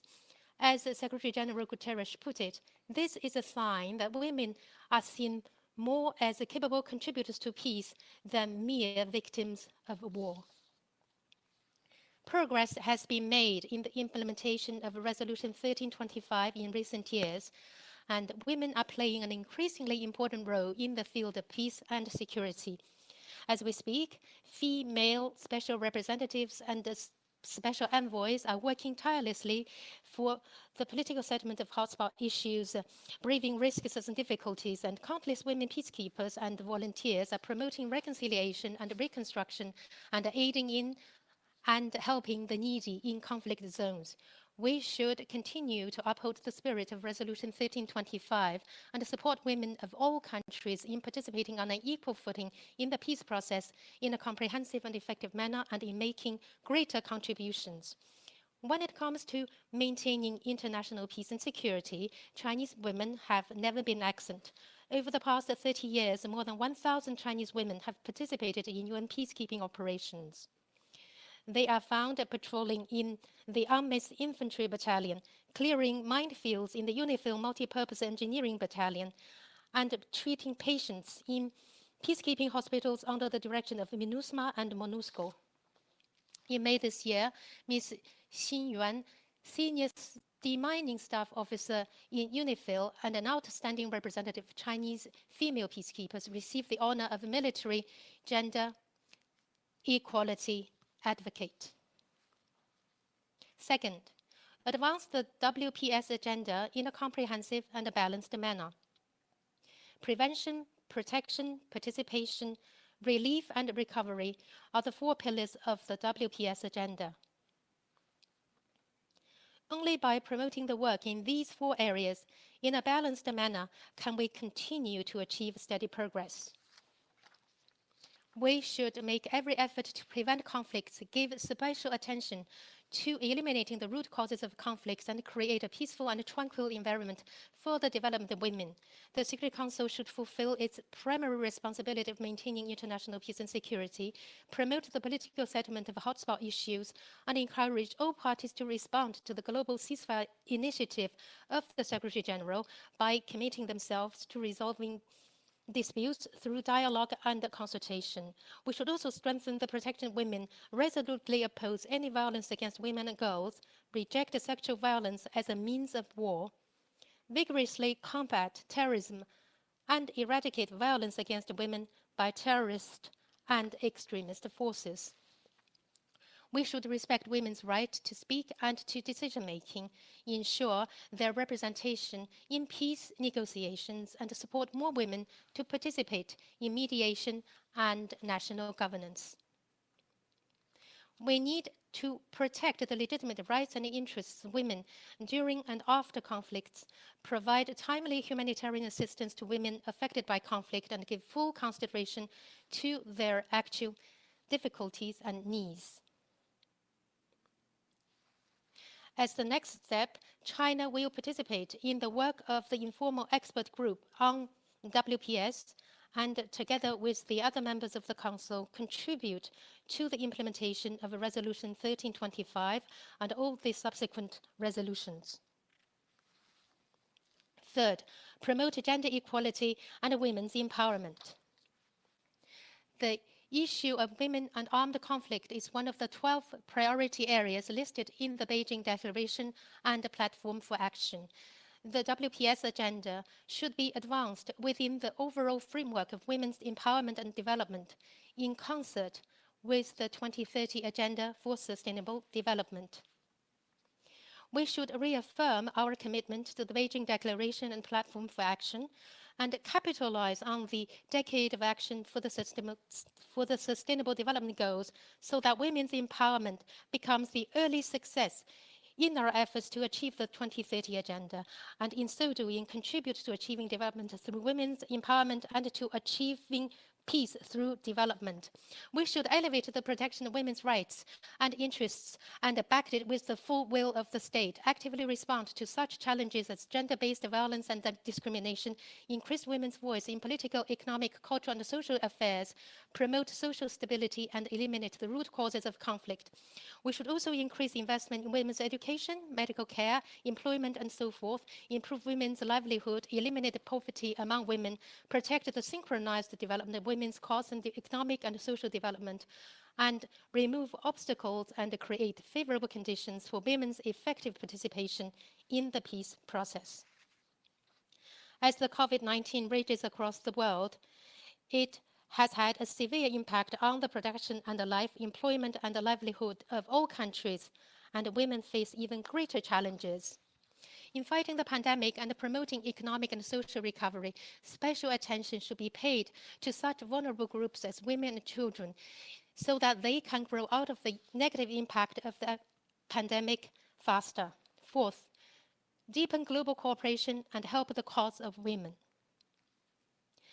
WPS is an important part of the development of the global women's cause and cannot be separated from the joint efforts of all countries, international organizations such as the United Nations, regional and sub-regional organizations, and all sectors of the society. We should promote multilateralism, uphold the authority of the United Nations. We should push the Security Council, the General Assembly, and the ECOSOC, the Peace Building Commission, and the UN Women to work in accordance with their respective mandates and make their due contributions. We should take seriously and play to the unique strengths of regional and sub-regional organizations such as the African Union and the Arab League, and encourage regional programs and practices based on the actual conditions of the regions in question. We should fully respect the sovereignty and ownership of the countries concerned, support them in advancing the WPS agenda in line with their national conditions, and guide women's groups and the civil society to play a constructive role. China has been actively promoting global cooperation in women's development.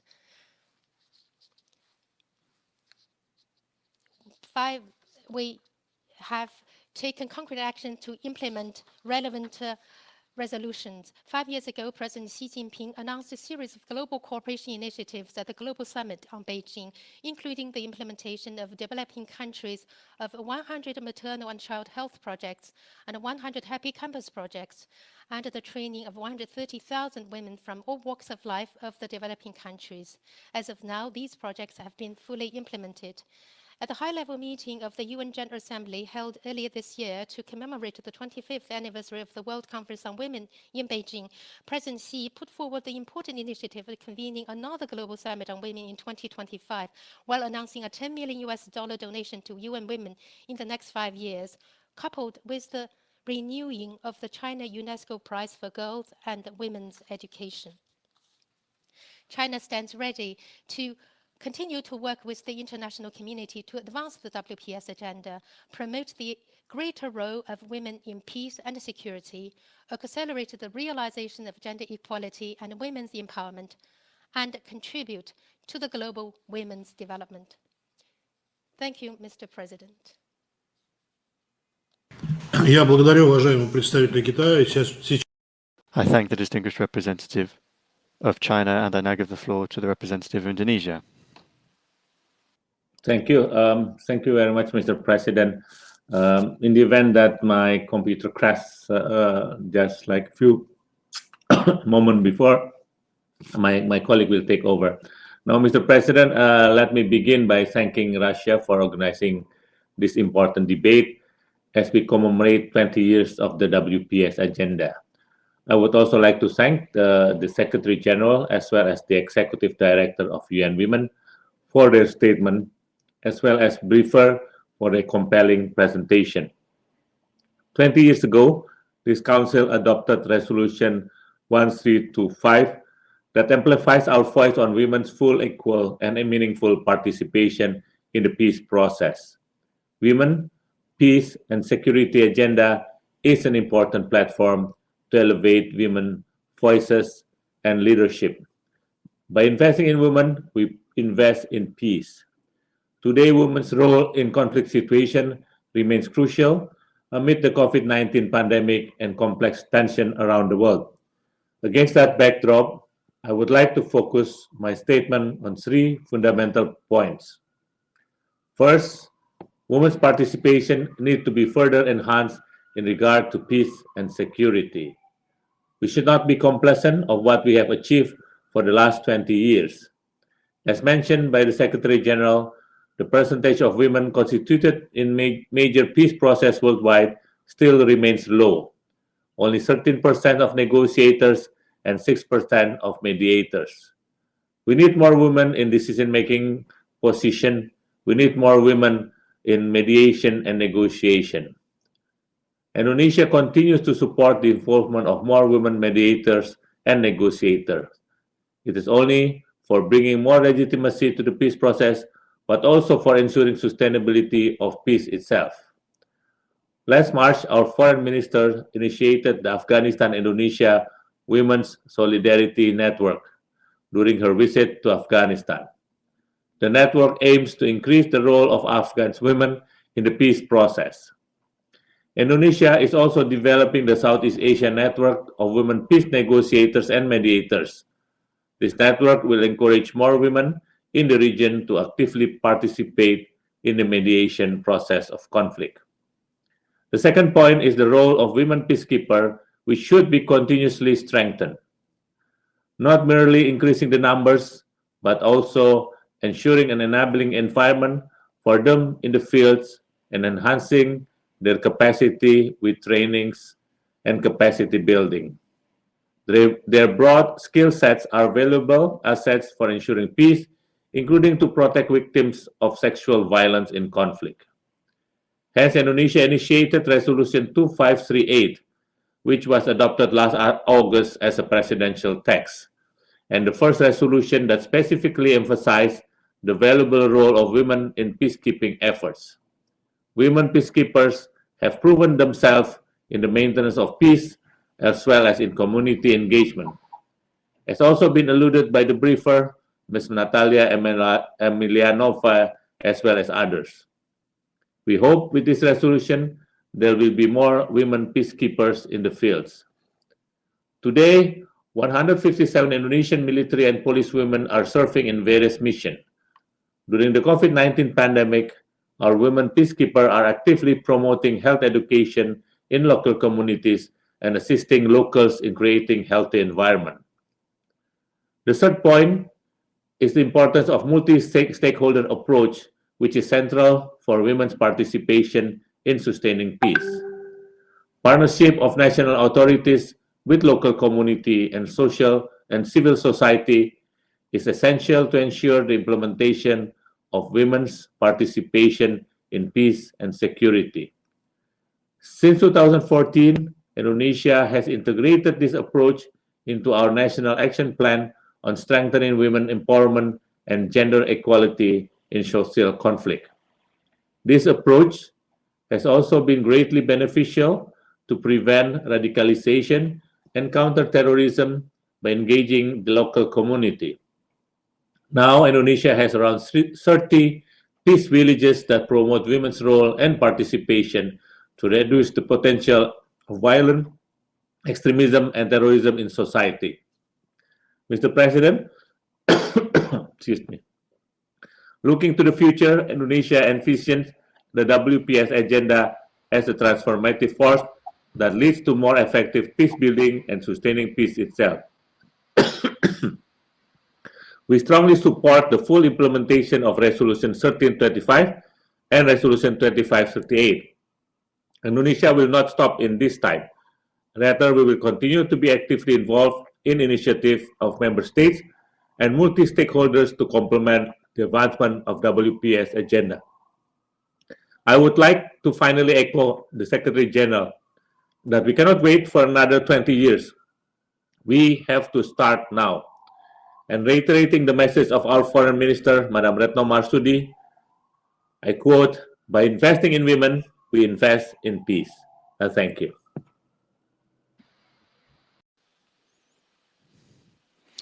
I thank the distinguished representative of Indonesia, and I now give the floor to the distinguished representative of St. Vincent and the Grenadines. Thank you, Mr. President. I would like to thank the Russian Federation for convening this important annual open debate, and we also thank the distinguished briefers for their valuable contributions. The adoption of Resolution 1325 20 years ago marked a reassertion of long-held demands to eradicate gender inequality, a prerequisite for inclusive development and sustainable peace. From its inception, the Women, Peace and Security agenda has existed in alignment with the central purpose for which the UN Security Council was established, to maintain international peace and security by ensuring justice, promoting the rule of law, and safeguarding fundamental freedoms for all without distinction. On the occasion of the 20th anniversary, St. Vincent and the Grenadines is proud to join member states in recognizing and celebrating the robust framework established in Resolution 1325 and subsequent Council outcomes on women, peace, and security. We pay tribute to women's civil society, the early architects of this agenda, and call attention to the wider guiding framework established on the CEDAW General Recommendation 30 and the Beijing Declaration and Platform for Action. Today, however, with the underrepresentation of women in peacekeeping operations and peace building, escalating levels of sexual and gender-based violence in many situations of conflict, significantly underfunded regional and national gender policies and action plans, women's civil society under increased threats of violence, increasing number of displaced women and children, and the gendered impact of COVID-19 in conflict-affected countries and regions, we must urgently reckon with the significant gaps in translating the existing normative framework into action. To do so, the Security Council must ensure that gender analysis and a commitment to gender justice guide all deliberations, outcome documents, operations, and actions. Gender equality, partly expressed through the full, meaningful, and equal participation and leadership of diverse women in peacemaking, peacekeeping, and peace building, is only attainable with the elimination of all forms of gendered violence and discrimination.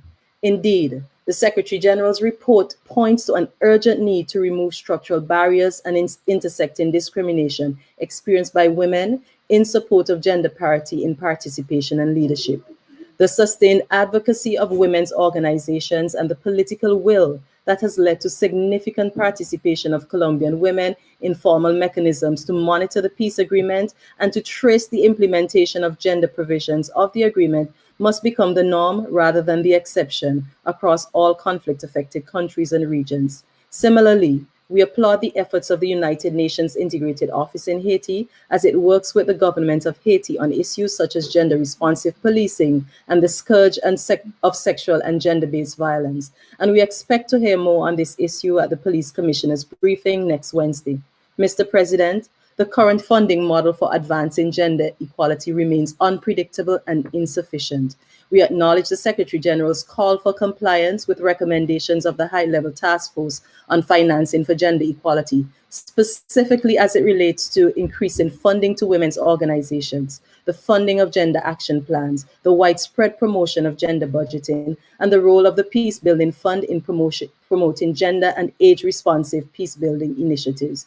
In this regard, we urge the donor community to comply with their minimum ODA commitments to conflict-affected countries, including for the advancement of gender equality. There can be no pursuit for global peace that ignores the gendered forms of insecurity threatening half of the world's population. We must equally insist that there will be no pursuit of development outside of the equal leadership and participation of diverse women. I thank you.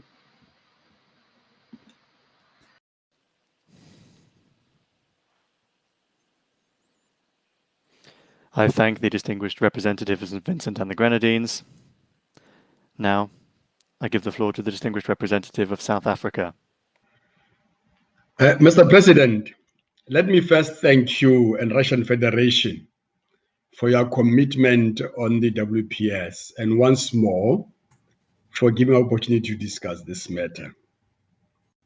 We also want to thank Secretary General António Guterres for his statement and welcome the extensive and heartbreaking briefings from the Secretary General and Executive Director of UN Women, Ms. Phumzile Mlambo-Ngcuka, Goodwill Ambassador of UN Women, Ms. Danai Gurira, Sexual and Gender-Based Violence Advisor in UNISFA, Ms. Nataliia Emelianova, as well as the Head of Women and Gender Legal Research, Ms. Yaftali.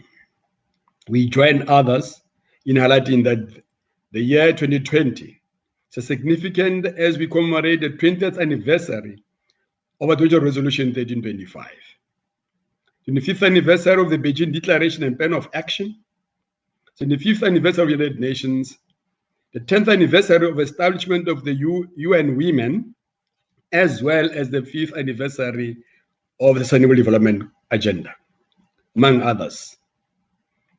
It is also the review year for silencing the guns in the African continent. All these, Mr. President, anniversaries are intertwined and pertinent in advancement of the WPS agenda. We also wish to take this opportunity to welcome and acknowledge the clear priorities announced by the UN Women Executive Director that will dominate the decade of action ahead. This will further drive the momentum to fully implement all the 10 UN Security Council resolutions on the Women, Peace, Security agenda. We also welcome the progress that has been made in the implementation of WPS agenda since the adoption of Resolution 1325 under the excellent leadership of Namibia 20 years ago.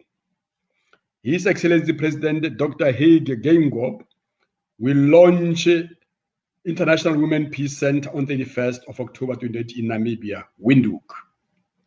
This will be a valuable regional and international institution towards consolidating our efforts for the full implementation of the WPS agenda. However, Mr. President, we also recognize the need to accelerate the full implementation of WPS agenda, especially by addressing the impediments to achieving the objective of the agenda as the briefers described this morning. Mr. President, South Africa regrets the negative impact of COVID-19 pandemic on advancing the WPS agenda, particularly on refugees, internally displaced women. In this context, we take the opportunity to commend the work that has been undertaken by the humanitarian and healthcare workers, as well as other frontline workers in mitigating the pandemic, a major majority of which are women. We also recognize that the impact of the pandemic on WPS agenda has not been fully discerned as yet. It is, however, Mr. President, imperative at this stage that we also take note that the pandemic has not only presented challenges but also opportunities in terms of how the WPS agenda can be pursued, particularly in advancing participation and representation pillars. This relates to the utilizing virtual means to expand the participation of women in various peace processes. While virtual engagements have illustrated to us that the inclusion of women is possible, these should not be used to exclude women from physical interactions. Mr. President, my country, South Africa, views the WPS agenda as an empowerment tool for women to actively immerse themselves in various peace processes, particularly in prevention, peacemaking, and peace building. In this regard, South Africa is committed to contribute towards reducing the gap in women's underrepresentation in mediation, negotiations, and leadership positions.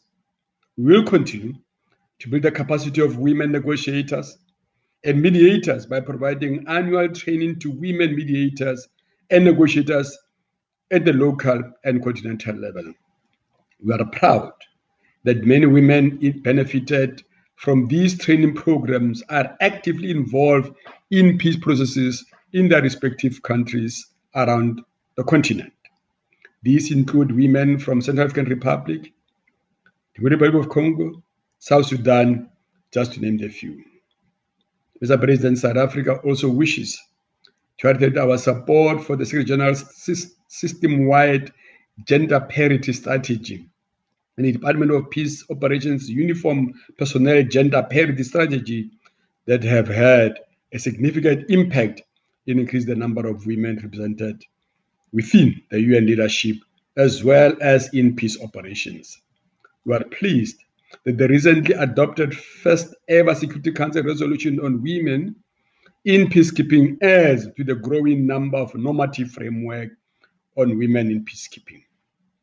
This is important to us as South Africa remains the leading female troop contributing country in the UN peacekeeping operations, with 15.1% of South African deployed troops being women. Mr. President, we continue to recognize the pivotal role that civil society actors play in furthering the WPS agenda at local, national, international level, which is why we encourage strengthened contribution, collaboration between government and civil society in advancing the WPS agenda. In line with Resolution 2493, which was unanimously adopted a year ago, we continue to urge member states to create safe and enabling environment for civil society, community women leaders, women peace builders, and human rights defenders to carry out their work in advancing the WPS agenda without threats, intimidation, and physical harm. We continue to be alarmed by the persistent sexual violence against women and children in conflict and post-conflict countries. It goes without saying that there is a need for increased accountability for cases of sexual violence in conflict and post-conflict societies. In this respect, South Africa reiterates its support for the work of the Office of the Special Representative on Sexual Violence in Conflict.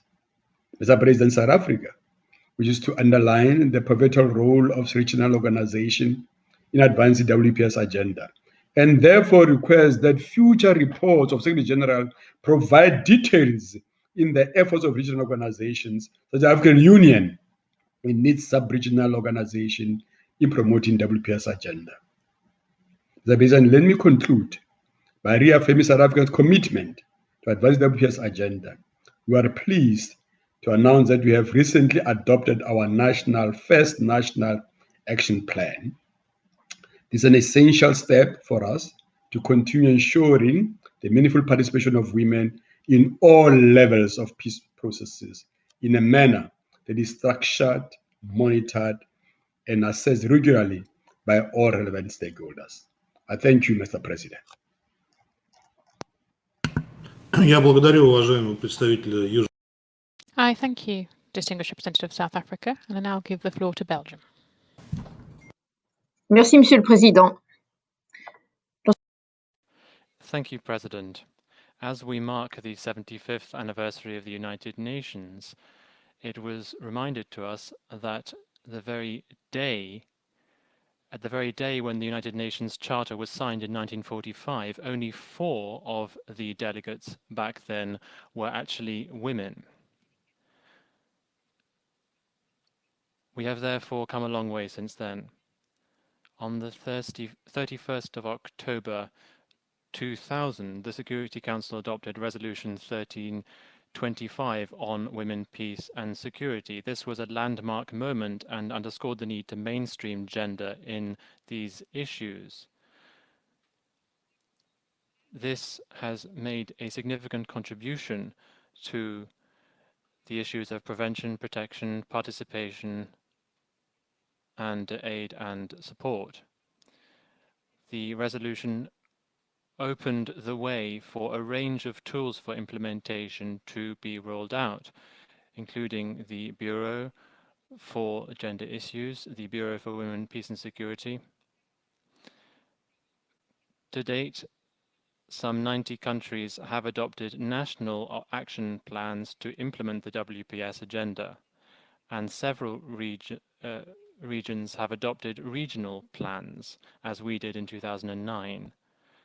Belgium is currently implementing its third such plan, attaining the rights of women and gender equality, the full and equal participation of women in all decision-making processes, combating violence against women and girls, promoting health and sexual and reproductive rights are priorities, long-standing priorities in our domestic and foreign policy. This year, we have committed to increase our contribution to projects to combat gender-based violence. And in the light of the COVID-19 pandemic, we have allocated specific funding to combating this issue. Local work is particularly important in this endeavor, and we put women at the heart of this work. We also work with UN Women, Oxfam, and other important partners, including UNHCR, in this endeavor.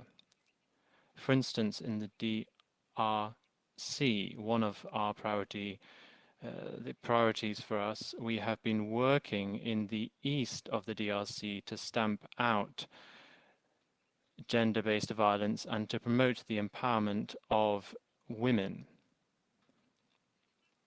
Significant progress has therefore been made, but as the Secretary General said, we still have many challenges to overcome. Women remain underrepresented in many decision-making bodies in the world and in peace processes. This is particularly the case for combating terrorism and achieving disarmament. We must learn from the good examples. For instance, in the CAR, the Peacebuilding Fund has funded a project for women's rights. We have been working with the working group to ensure that the various electoral measures are gender sensitive. We must ensure that women are fully involved as equal partners. We must ensure that this is a part of all political processes.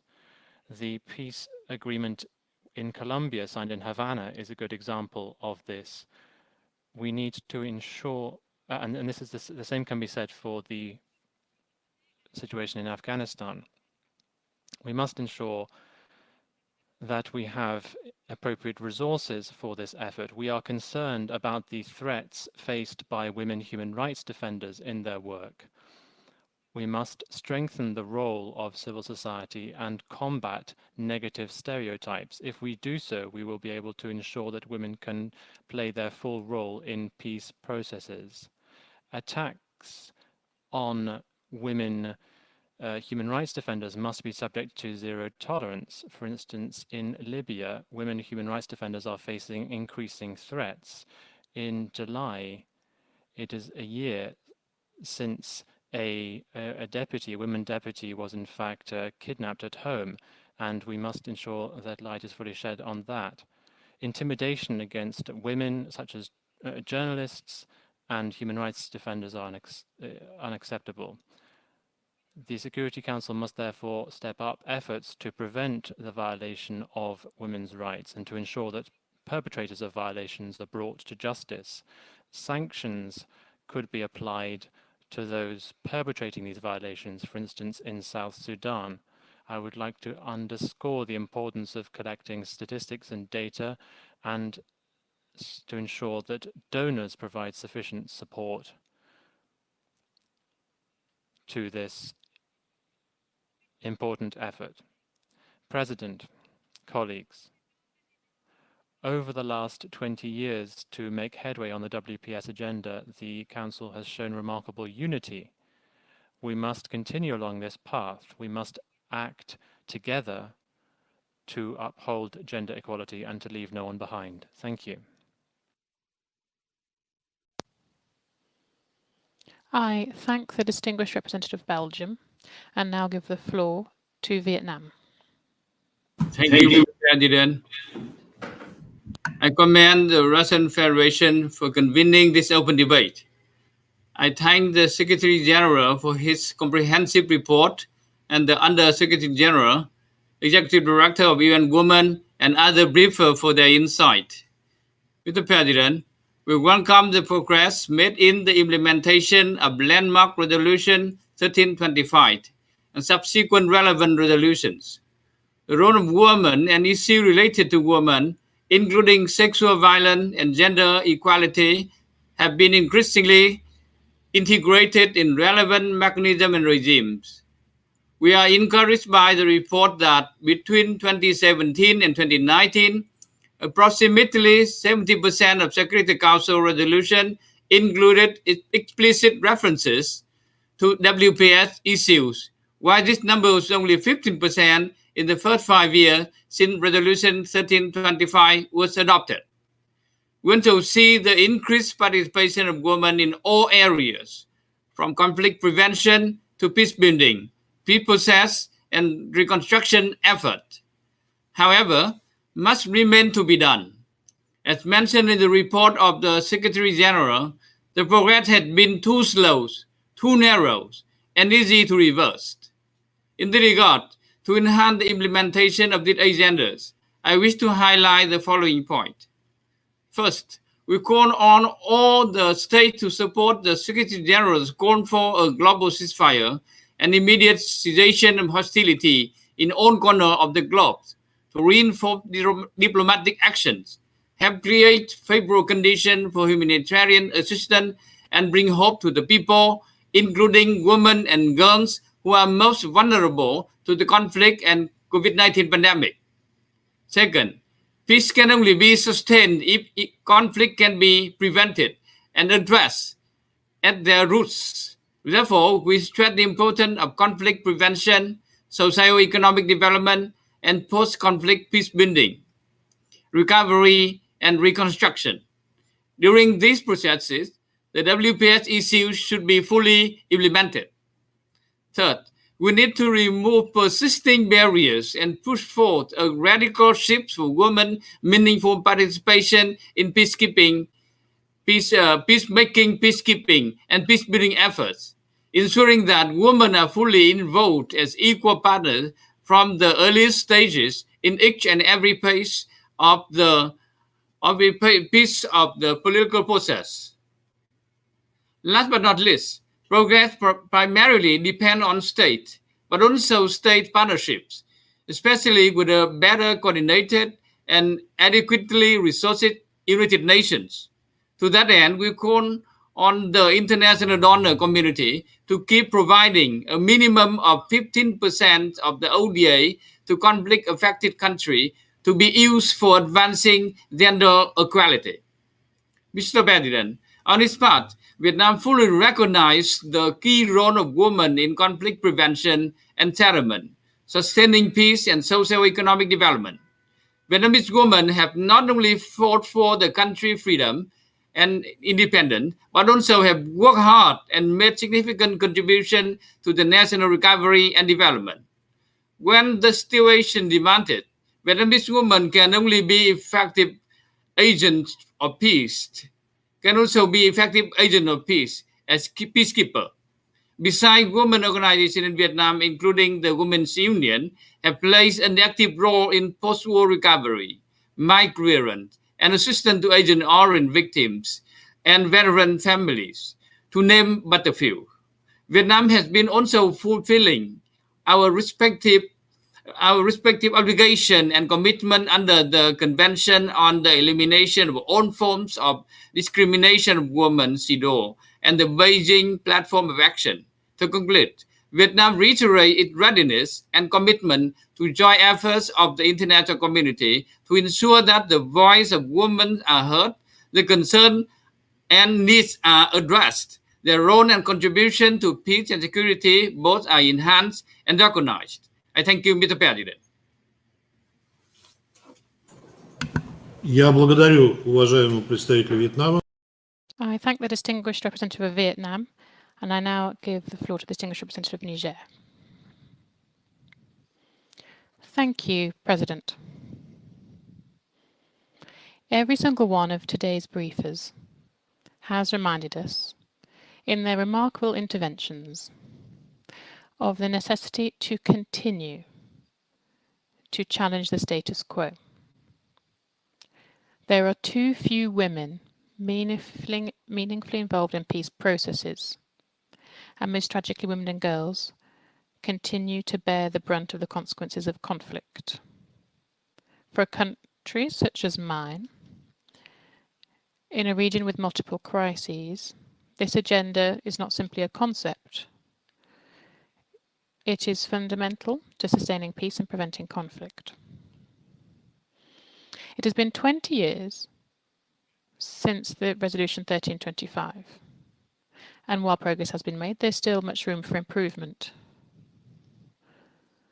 Women remain underrepresented in decision-making. My country, Niger, is working to change these trends.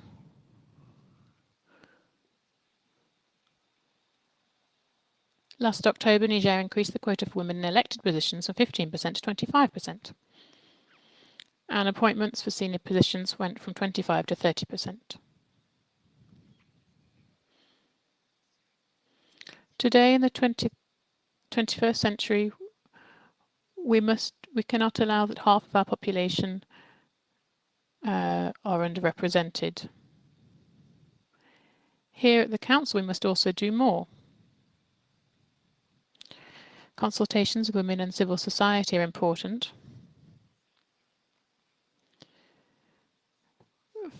Five years since the Peace and Security Reviews in 2015,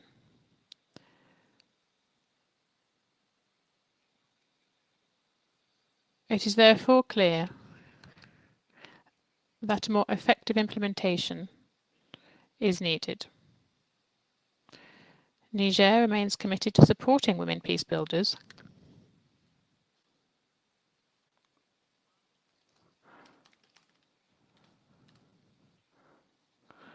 This is why during its presidency last month,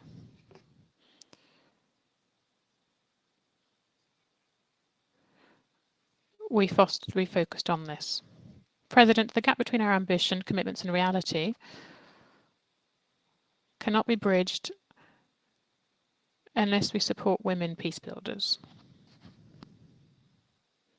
Women's organizations are underfunded. Only 0.2% of total bilateral aid for interventions went directly to women's organizations. It is therefore important to provide more funding for women's organizations, particularly those working at grassroots level. We'd also need to address the gender drivers of conflict and how it intersects with existing vulnerabilities. Taking the situation of Sahel countries, where it is clear that greater analysis is required.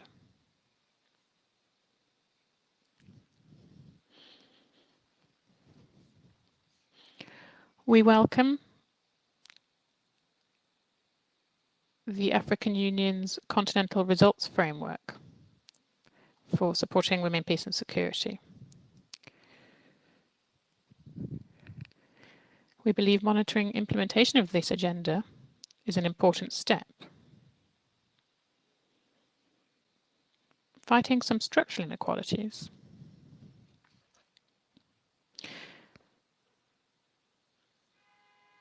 The interpreter apologizes, but the sound is insufficient for quality interpretation.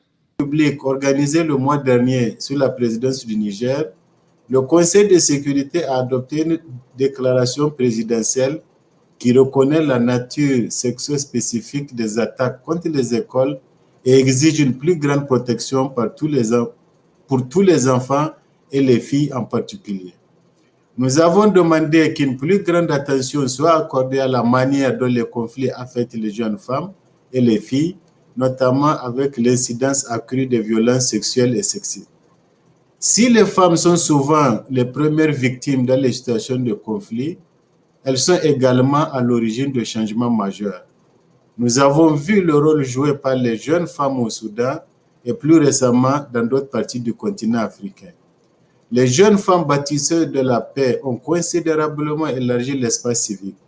Il est essentiel qu'une plus grande protection soit accordée aux femmes défenseuses des droits humains qui subissent de graves représailles à raison de leur travail. À cet égard, le Niger soutient le cadre de protection des femmes bâtisseuses de la paix financé par le Royaume-Uni et s'engage à renforcer son filet de sécurité juridique et politique nationale pour les femmes bâtisseuses de la paix. Comme 30 autres pays africains, le Niger a commencé à mettre en œuvre le plan d'action national pour la paix et la sécurité des femmes qui a été élaboré à la... Like 30 other African countries, Niger has begun implementation of a national action plan. The interpreter apologizes, but the sound hasn't improved. Les priorités sexuelles spécifiques que le COVID-19 a mises en évidence ne font que souligner l'exclusion systématique à laquelle les femmes sont confrontées dans de nombreux domaines.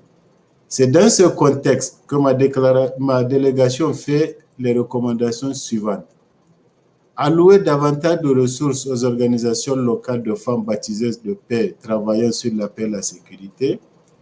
Une participation plus efficace des femmes dans les opérations et les missions de maintien de la paix et renforcer la tendance de la participation des femmes dans les forces de police et dans les systèmes d'alerte précoce. Augmenter le nombre de femmes au poste de responsabilité dans les institutions politiques, de paix et de sécurité et leur pleine participation sur un pied d'égalité et de manière significative avec une représentation géographique équilibrée à tous les processus mandatés par les Nations Unies. Faire inclure des dispositions spéciales pour les femmes dans les accords de paix, car seuls 20% des accords de paix signés entre 1990 et 2018 contiennent de telles dispositions.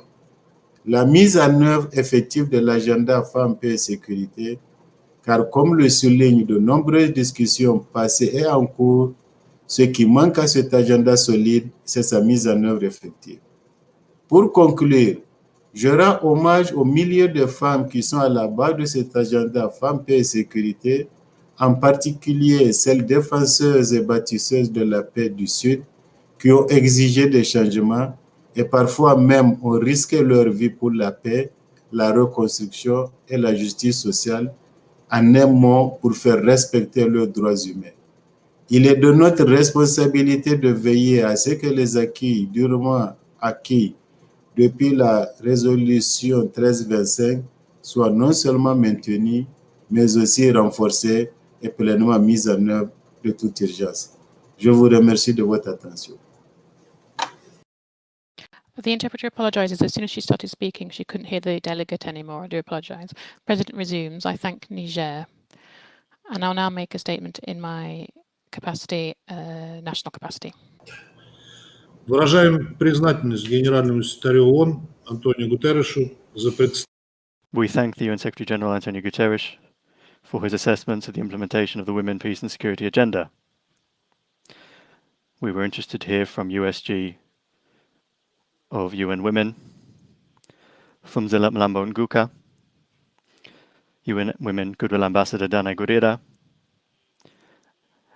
Nataliia Emelianova, Woman Peacekeeper in Abyei, and Zarqa Yaftali. Your joint work helps bring about peace and security and increasing the role of women in peacekeeping processes. This month, we mark the 20th anniversary of the first open debate of the Security Council on women, peace and security, and the adoption of 1325. This year, we mark the 25th anniversary of the Beijing Declaration and Programme of Action, which is a sort of roadmap on achieving gender equality and improving the status of women. The now traditional open debates of the Security Council are of great interest to states and are a platform for discussing progress in implementing resolutions and increasing the effectiveness of efforts at the national, regional and international levels.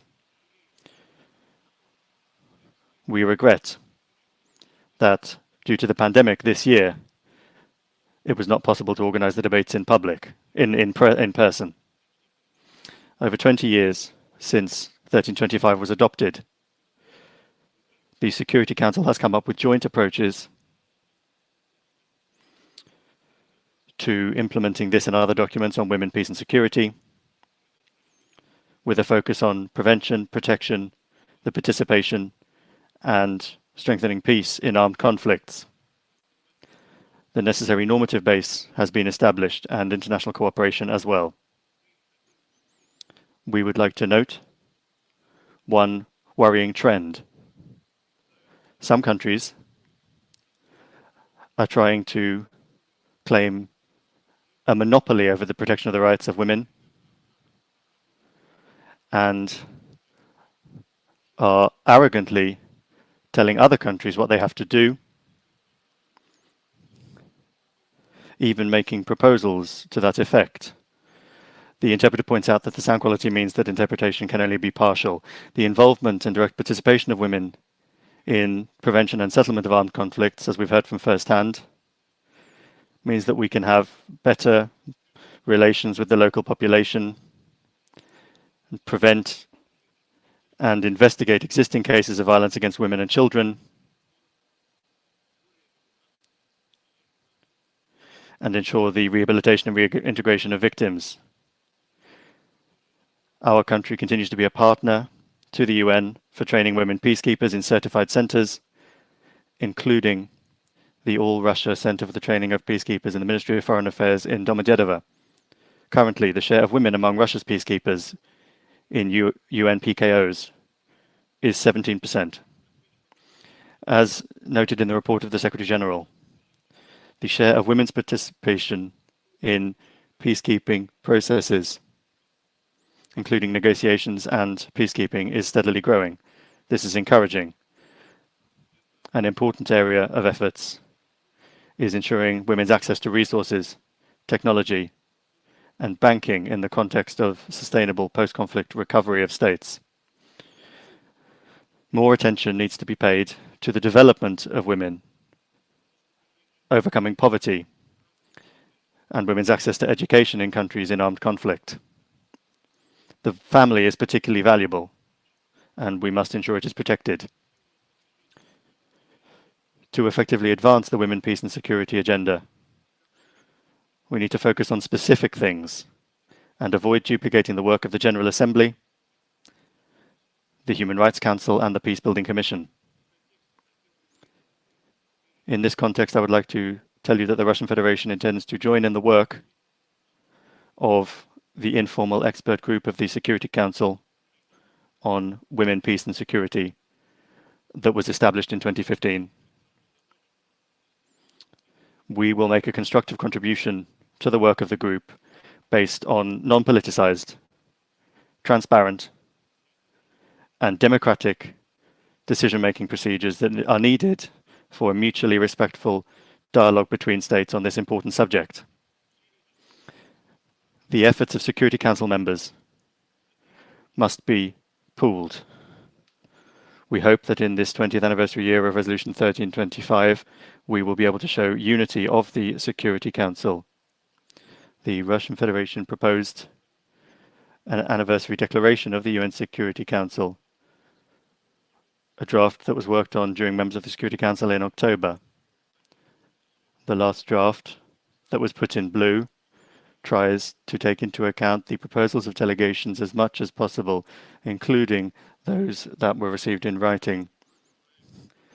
This draft not only makes a contribution to building the 1325 agenda, but is also a genuinely balanced document that reflects all of its key elements.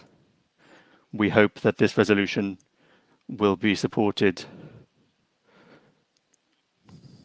You will be informed about the written voting procedure. I now resume my functions as President. The list of speakers has been exhausted. I thank you all for participating in this meeting. The meeting is adjourned.